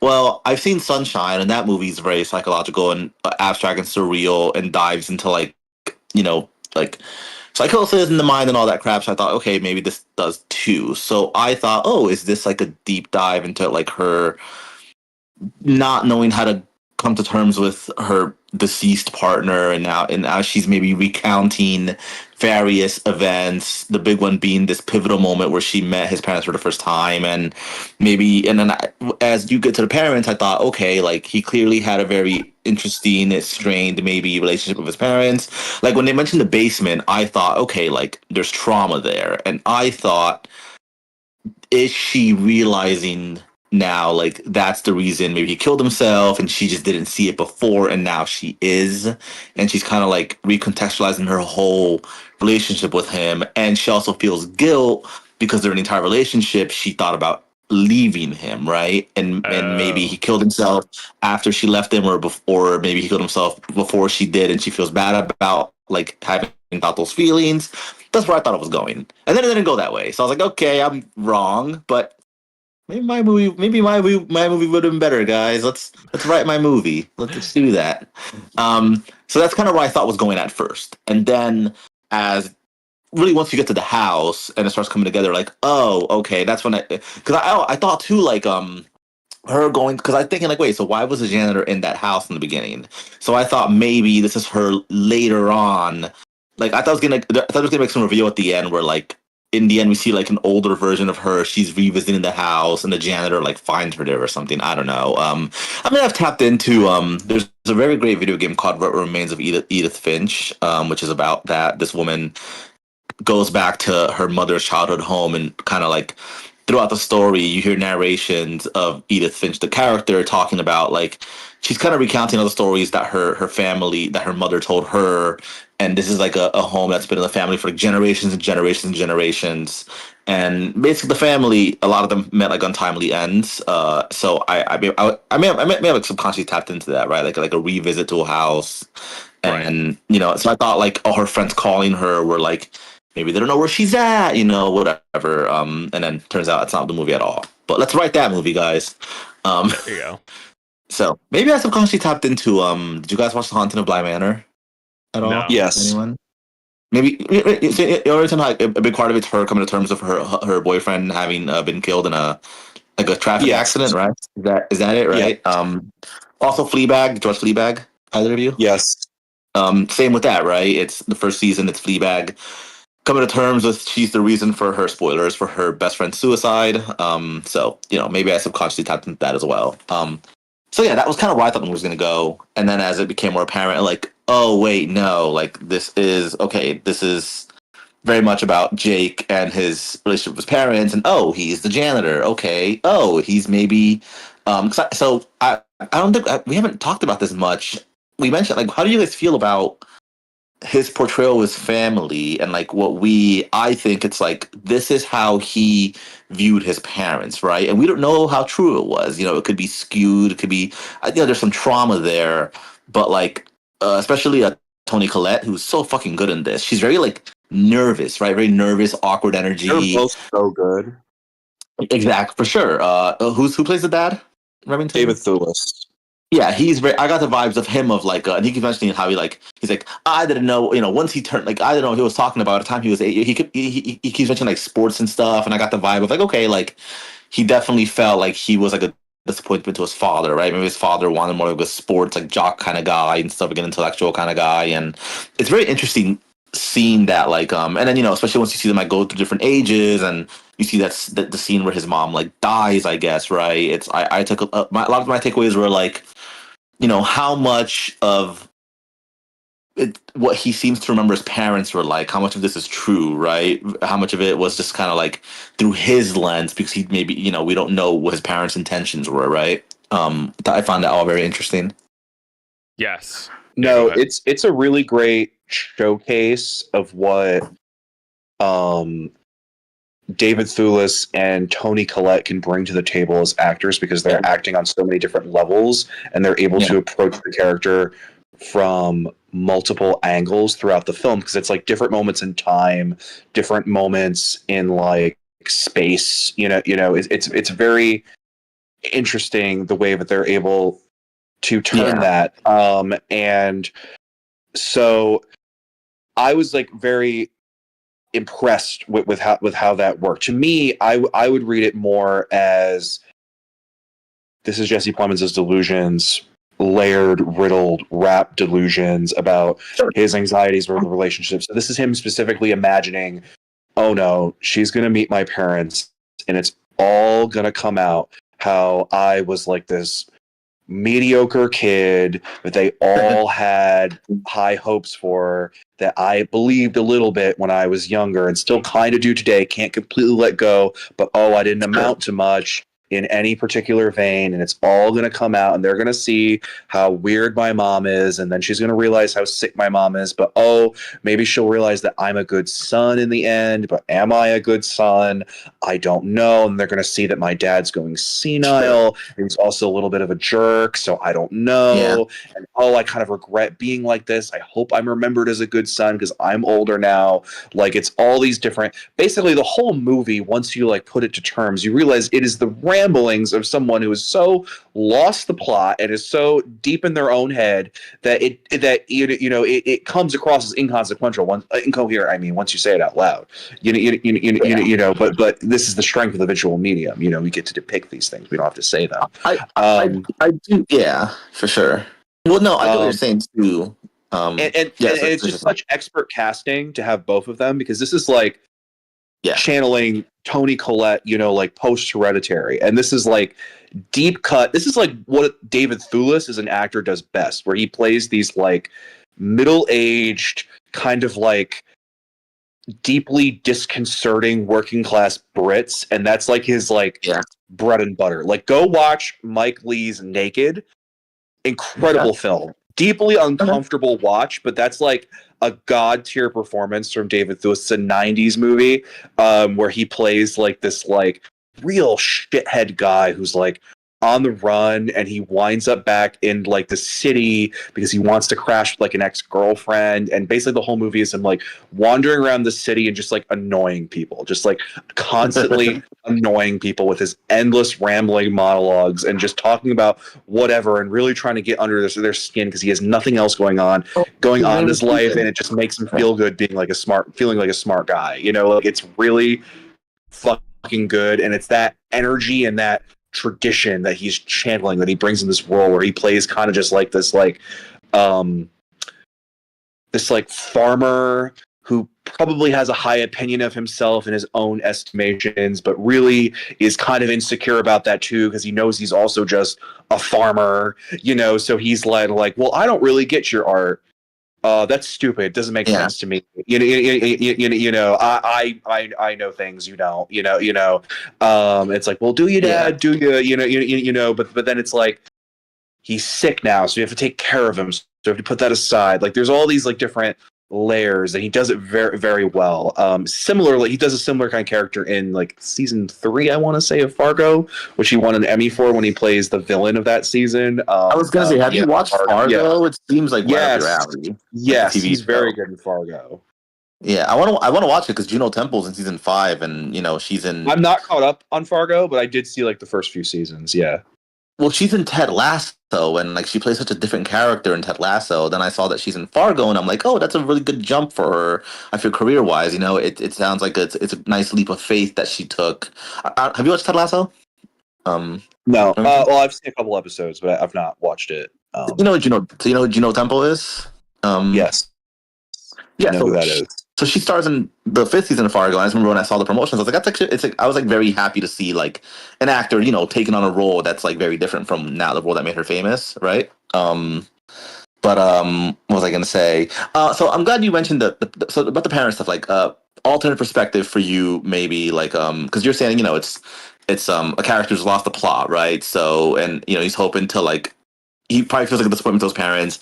I see this too as like again, like I have to question like how much of it is like how he really was treated by his parents versus what he perceives and remembers of them. So I think about this a lot as like a parent myself. Like I think about often like how is Maya gonna remember me, right? Like when she's like a teenager, how is she gonna look back onto these past 4 years, right, of her life? I mean, because you guys have noticed, Maya has a very close relationship to me. Like I'm with her all the time, as you know. I feel like I feel like in the past 4 years, right? Like it's like, oh, if Jean's there, Maya's there, right? Unless we're like doing like drinking, right? So and it's one of the greatest things I've been able to do is just have a very close relationship with my child. So I wonder, like, I hope she remembers that well, right? Especially when she's older, and especially when I'm gone, right? So I just it's like a perspective of mine of like, because I'm myself. And I try to be mindful of what I say to her and how I interact with her because kids remember just the most random freaking things, right?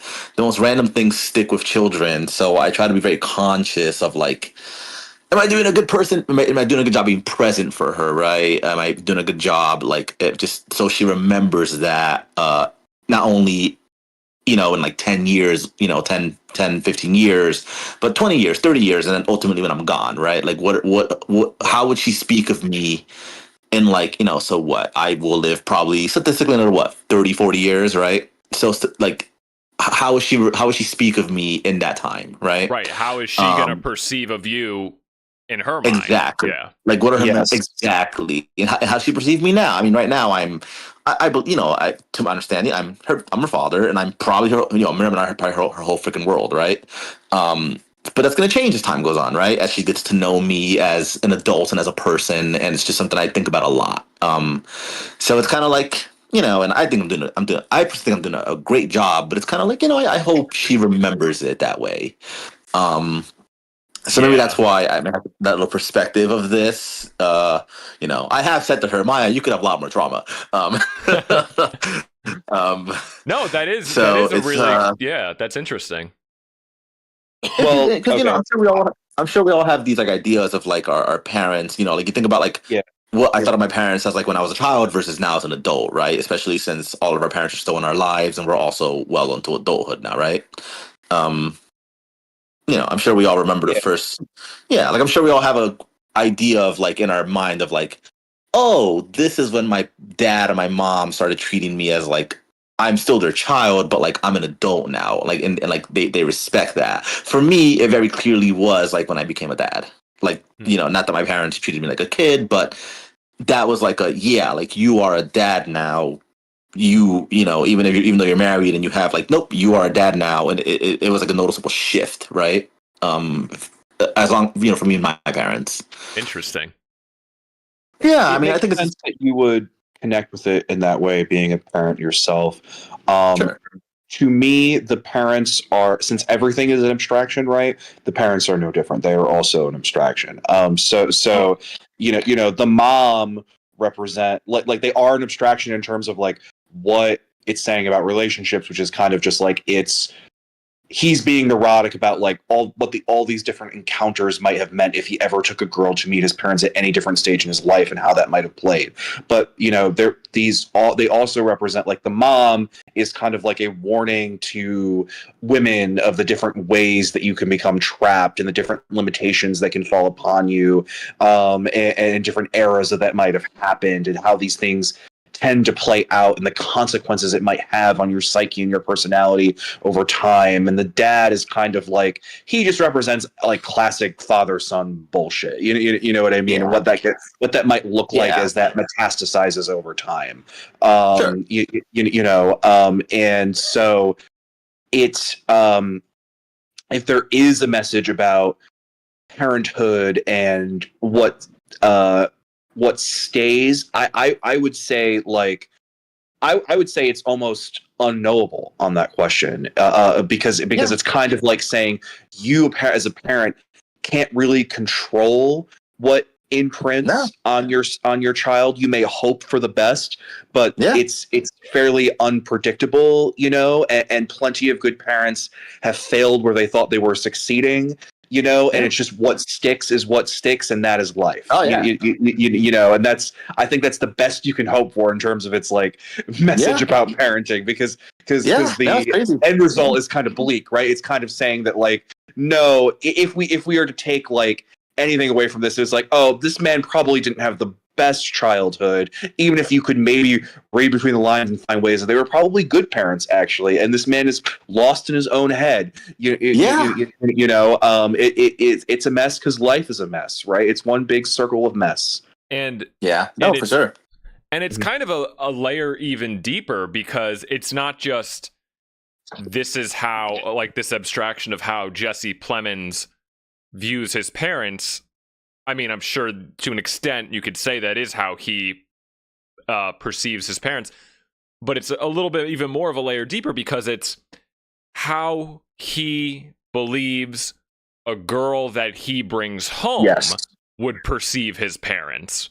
So it's even like this another layer deep, which is even but the movie is also about like the facade breaking, so you get more as the dinner goes on. You're getting more of his own personal feelings directly from the mouth of Jesse Plemons, the imagined Jesse, the younger Jesse Plemons, as it's kind of like, I don't like when my mom brings up these things. I don't like when my dad treats people like this. This gives me this genus thing. Yeah, like his reaction to it. Yeah. These resentments stay with me and are important to my emotional makeup. However, I still think I was a good son in the end and tried to do my best towards them. Like that's the portrait that we're getting there. But you're right, because it is also like an abstraction upon an abstraction, because it's like contrived to be through this like faux relationship lens, and it's kind of like, I don't think we can earnestly say what his parents are really like one way or the other, right? Because of that level of contrivance, and abstraction. Right? Yeah. Jesus. I thought because it's like monotony, and like it's a lot of it's kind of a theme in it too. Like when she's talking about the sheep, they just kind of like spend their whole life trapped in that box, and like I guess in the barn, right? And all they do is sleep, eat, and shit. And it kind of ties at the start of the movie too, like especially the first driving scene. I got the feeling too, like okay, like she's if this is the kind of movie she can be happy in her relationship. She's thinking about like she's afraid of monotony, but as you learn about what the movie's actually about, I was just thinking like, so is that him, like is that like him thinking, like, was he afraid of also like falling into that, like that monotonous trap of like like a relationship and like a marriage, that like maybe that's the reason he never pursued one? Like, did you guys get that feeling? Or I don't think so. Okay. Yeah, I think it's more just a commentary on him being afraid that he's boring to someone that he thinks is awesome. Oh, okay. I get what you're saying. Yeah. It's like he's projecting what a woman would think. Yes, exactly. Do you guys understand like what I was saying? Where like I feel like I hope I don't. When I was watching this movie, and I kept thinking like, fuck, am I gonna sound like some unhinged red pillar when I talk about this movie? Because I kept thinking like, it's again. It can still make for an interesting movie for sure, where you're looking at it through the lens of this person meeting, like girl or woman, or I mean, girl or guy, doesn't matter, looking at their significant other's life this way and their relationship. But either way, I kept thinking like that could make for an interesting movie, and you can still have those anxieties, those feelings. Like, we don't even have to like that person necessarily. It still can make for an interesting movie. That's an expression. That front half is just a very drawn out commentary on like trying to get out of a relationship that is no longer working, right? And just not having the ability to do so, and then with certain layers of meaning added onto it. Turns out it's even deeper than that. No, but it is. That's kind of like, it is. Yes, but that's kind of what it's misdirecting you with. That it's just going to be that, and that's kind of like the genius of calling it like I'm thinking of ending things, because like when we were starting the movie, it's a little ambivalent about like what she's thinking of ending at first in those initial like parts of the beginning monologue, and then it's like, oh, it's about a relationship because they're in the car and she's talking about meeting her boyfriend, so you're thinking of ending things. It's like, it's not the suicide, it could be, but then you get to the end of the movie and you're like, oh, it is suicide, it was always suicide all along. It's like that meme of like, you know like the parabola. What? The astronaut with the gun? No, I was going with like that meme with the parabola where it's like the dumb guy is like, well, we'll use this. The dumb guy is like, it's about suicide, and then there's like the guy who thinks he's like smart in the middle who's like, actually, it's about relationship.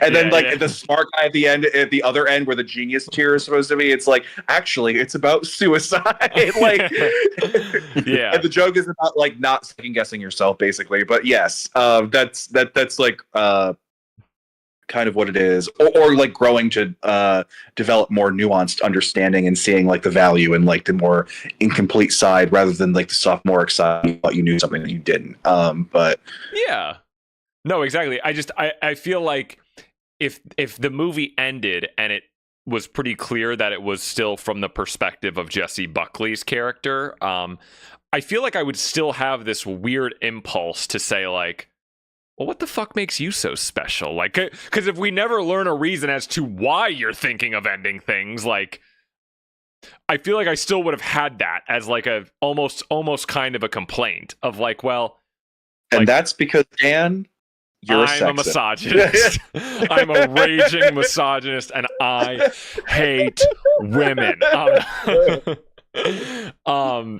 Yeah, no, I hate myself so much sometimes the way, like, because I'm sitting there like, and I'm almost like, as Jesse Plemons is like feeding his mom, and I'm like, yeah, I get those feelings, but I'm like, what the fuck? Like, wouldn't you have parents too? Like, fuck you. Like, but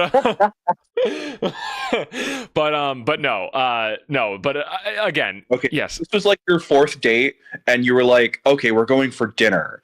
And then dinner becomes like the most surrealist nightmare fest where everyone's aged 30 years and you can't leave this house. And that snowstorm is getting worse and worse and worse. And like everyone keeps yelling at each other and no one's talking, like everyone's talking cryptically. And the photos are the scariest thing you've ever seen. You're not allowed in that basement for reasons you don't know why. And this dog has a weird smell that you're not allowed to notice. And everyone's all up in arms. Like, you would want to leave too. You would be like, please take me back to my apartment.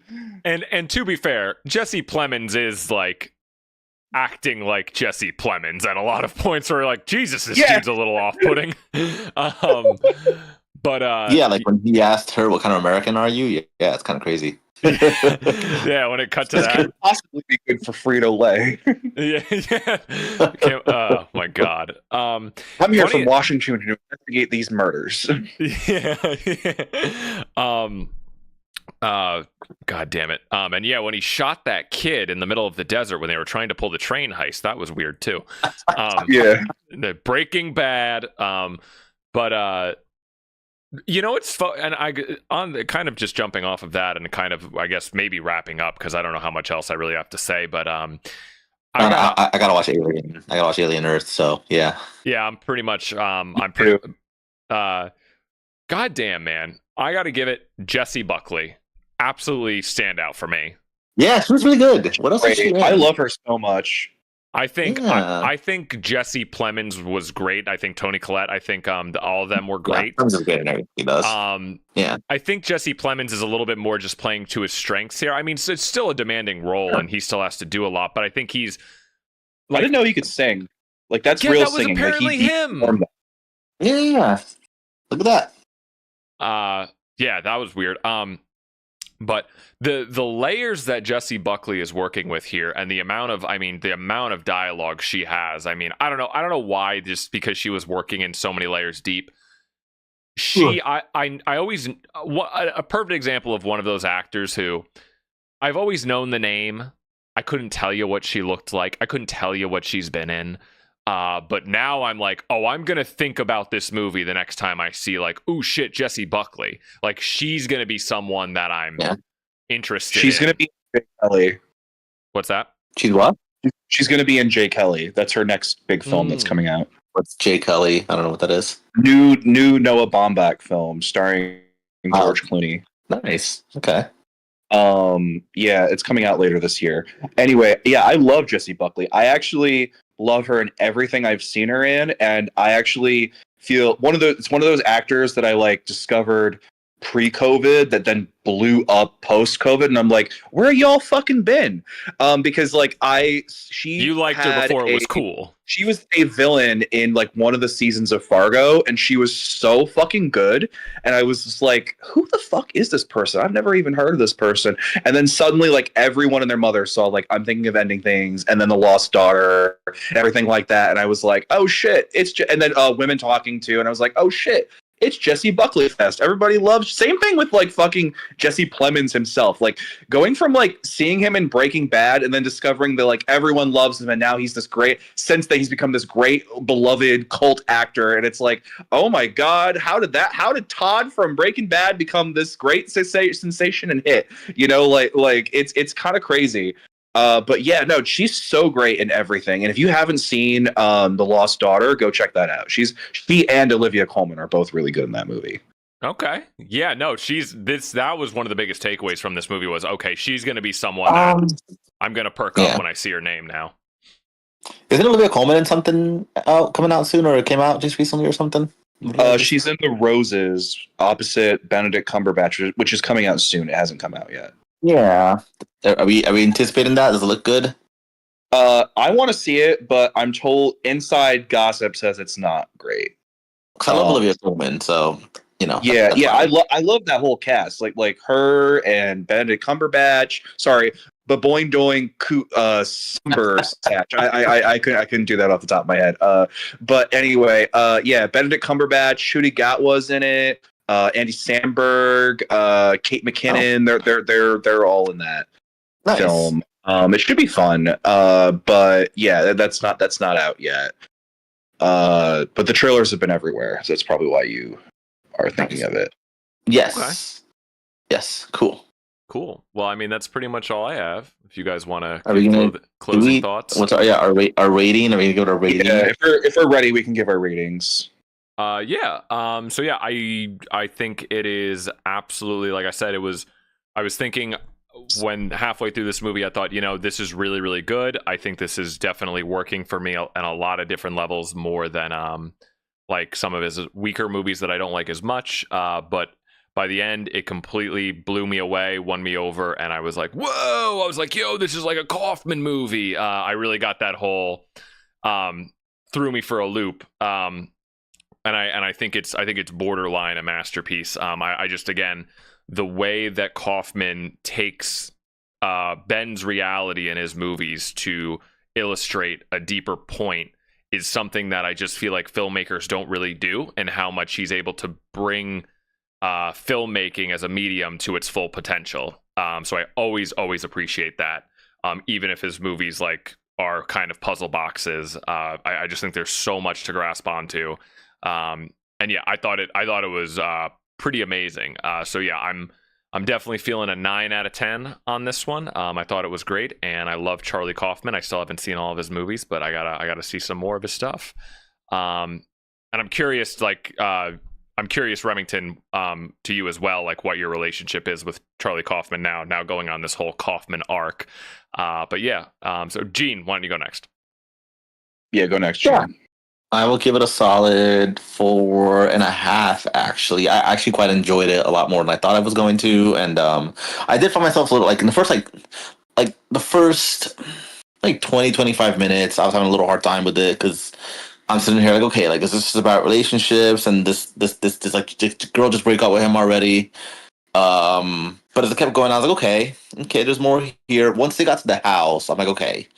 I'm in. Really, the scene that I was in was she's looking out the window. She turns around and they're gone, and then she like starts to head upstairs. That's when I was like, the meme of like sitting in the back of the chair and you lean forward now, like you're locked in.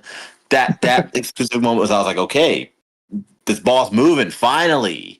Because a bit of a slow burn at first. But yeah, no, 4.5. I really like it. I definitely want to rewatch it. We should watch it together because there's a lot. It's definitely like a movie. Okay, a second viewing is gonna be very rewarding, right? Coffin. I like it.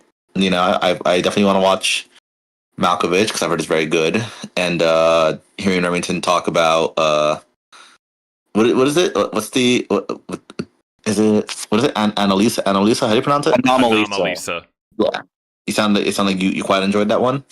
Yes, I did. If you like definitely. David Thewlis, that's a very David Thewlis centric movie. Yeah, I do. I forget he's Ramus Lupin, so like, of course. Yes. Yeah, I would like to watch that. And he's also the Shame Wizard in Big Mouth, funnily enough. Anyway, yeah, solid 4.5 stars for me out of 5. Go ahead, Remington. Remington. I really like this movie. I like it even more now that we've like talked through it. It allowed me to like even more fully consider it than I already had. And I think it's a pretty good movie, and also represents Kaufman kind of like building on everything that he's been like working towards, and even like sophisticating as like a writer and director. Like even those animated sequences that he did towards the end, like the person that he got to like help him direct those, that's the same person he worked with on Anomalisa. So that kind of represents an even further perfection of like playing with the medium. And it's also interesting to think about how like this film, kind of like what I touched on before, is like kind of him reflecting on how he writes romance and how he writes female characters, and kind of like wrapping it up in his usual kind of like psychological surrealist bench kind of riddle of a screenplay. And so yeah, it's an interesting little marker of where he might be going as a creative, and I'm interested. I'm interested in whatever new projects that he has coming forth. So definitely someone that I have to keep my eye on, and I definitely think that having done the arc, that he's probably going to go down as one of the more significant creatives in the 21st century. Nice. What was your rating? Because I know everyone loves our rating so much. 4.5 out of 5 on Letterboxd. Okay. Is this the first? I think this is the first movie where we all had the same. Possibly. You can check the tape. Yeah. 4.5 Delulus out of 5. That's right. Got it. All right, cool. Well, yeah. Thank you for watching. But yeah. So all right. Now for Remington to make us watch Superman 3. Now for Remington's pitch, it'll be September. What do you have in store for us, Remington? Tell us. All right. So September is coming upon us, friends. The weather will start to cool. It will start to get darker. We are coming out of the summer. And I was beginning to think, continuing on the theme of what I've liked to call my like last several picks, which is my explorations of genre, going into specific genre films, right? So we did this with El Topo in the Western. That was more of a peculiar bent on the Western. It was not a traditional Western, but we did do this with El Topo in the Western. We did this with The Donner Cut, right? That was a superhero movie. We got to have a nice talk about the superhero genre. So I said to myself, where can we go to next? What would be an interesting genre, especially as we are going into the change of the seasons and we are coming off of a summer of blockbusters like we usually do. So then I started digging around, and I came upon a movie that I had seen last year for last Halloween. Every like October, I like to curate a list of like horror movies that I like to get into. And this is a movie that it's older. This is probably the oldest movie that we've done so far. but it's a movie that has had significant influence on the genre, which it belongs. It's had an influence on Guillermo del Toro. He's actually the person whose recommendation that I first went off to go see it. It's had an influence on Paul Schrader. It's had an influence on who the hell am I forgetting? I'm sorry. 1 second.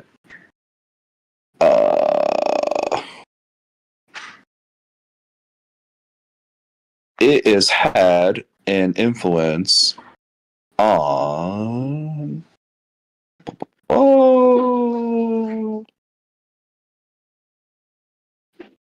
Forget it. Insert famous director. I'm not wasting time finding that. Just very very influential film, very influential on the genre. It's a film that I was able to see a little mini exhibit on at the Museum of the Moving Image in Astoria. Very, very interesting movie. So that's why we will be watching 1943, Jacques Tourneur, not epic, classic zombie film, I Walk with a Zombie. Ooh, okay. Oh, my guesses were wrong. I had 2 guesses to what you were going to have us watch, and I was wrong on both of them. What was your guesses? Rosemary's Baby. No. Or The Cabin of Dr. Caligari. That was it. Actually, that second one is a good guess because that is actually a big influence on Del Toro. But no, exactly. That's why I thought it. But no, we're doing I Walk with a Zombie because specifically because we are. I'm jumping the gun a little bit, but we are approaching spooky season, and also to capitalize on 28 Days Later hype. Success of bringing zombies back into the conversation. So we will be doing I Walk with a Zombie by Jacques Tourneur. It is a classic RKO kind of like zombie B-movie picture, but has a bit of stuff under the hood that we can talk about thematically, and has definitely its reputation has like changed over time, and it's kind of like before we had Night of the Living Dead, it was probably the zombie movie you would have talked about a lot. Original zombies in the Caribbean, context. Yes. That is. So yeah. Okay, cool. And you seen it? Yes. So I have seen it already. I saw it a year ago. So continuing on my genre exploration, we're going to be doing the zombie genre next time around. Ooh, Where can we find this one? I don't know. I haven't looked. I think I just found a it was posted online somewhere and I watched it the last time I watched it. Google showing me you'd have to rent it, but these older movies people would just fucking post them. Yeah. $3 to rent. Yeah. I Walked with a Zombie. Okay. I love these older movie posters. I love this. They're so fun. They're so cool. There is an older movie I want to have us watch that obviously I won't say, but won't be my next one, but in a while to keep up with the theme because there's one I've actually never watched, and I think you have the October pick. So if you want to do something crazy.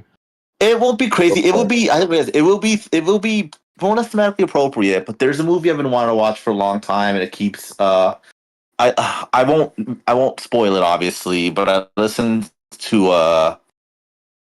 Do you guys know the podcast Movie Night Extravaganza? No. They were talking about Star Wars, and they kept mentioning this movie is kind of parallel to it. I'm very curious. Okay. So. Is it the Hidden Fortress? No, but don't. When we get to that, it'll make sense to you. That's all I'll say. Okay. I Walked with a Zombie, 1943. All right. Well, thank you everyone for joining Eyes Wide Watch Club. Subscribe to the channel. Check out the Patreon. Boys, where can the people find you? Gene? Oh God, you can find me in a catch him at Marshall's. No, I'm kidding. Honestly, yeah, come say hi to me at Marshall's at night sometime. That's not my day job, but my day job, I don't want to see at my day job because it means you're in dire straits. Catch me on Twitter, as awful as it is J3AN8651. And that's pretty much it. My other social media is more personal. So, you know, you're not going to see pictures of my kid. Sorry. What about you, Remington?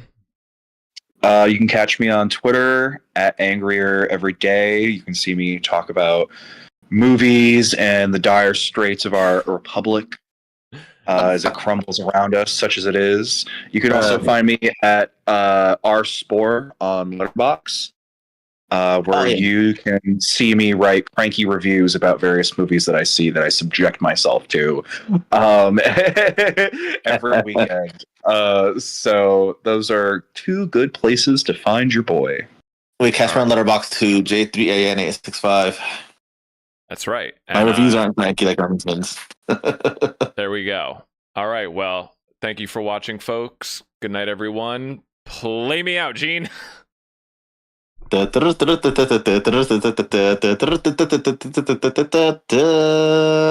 all, folks. Bye.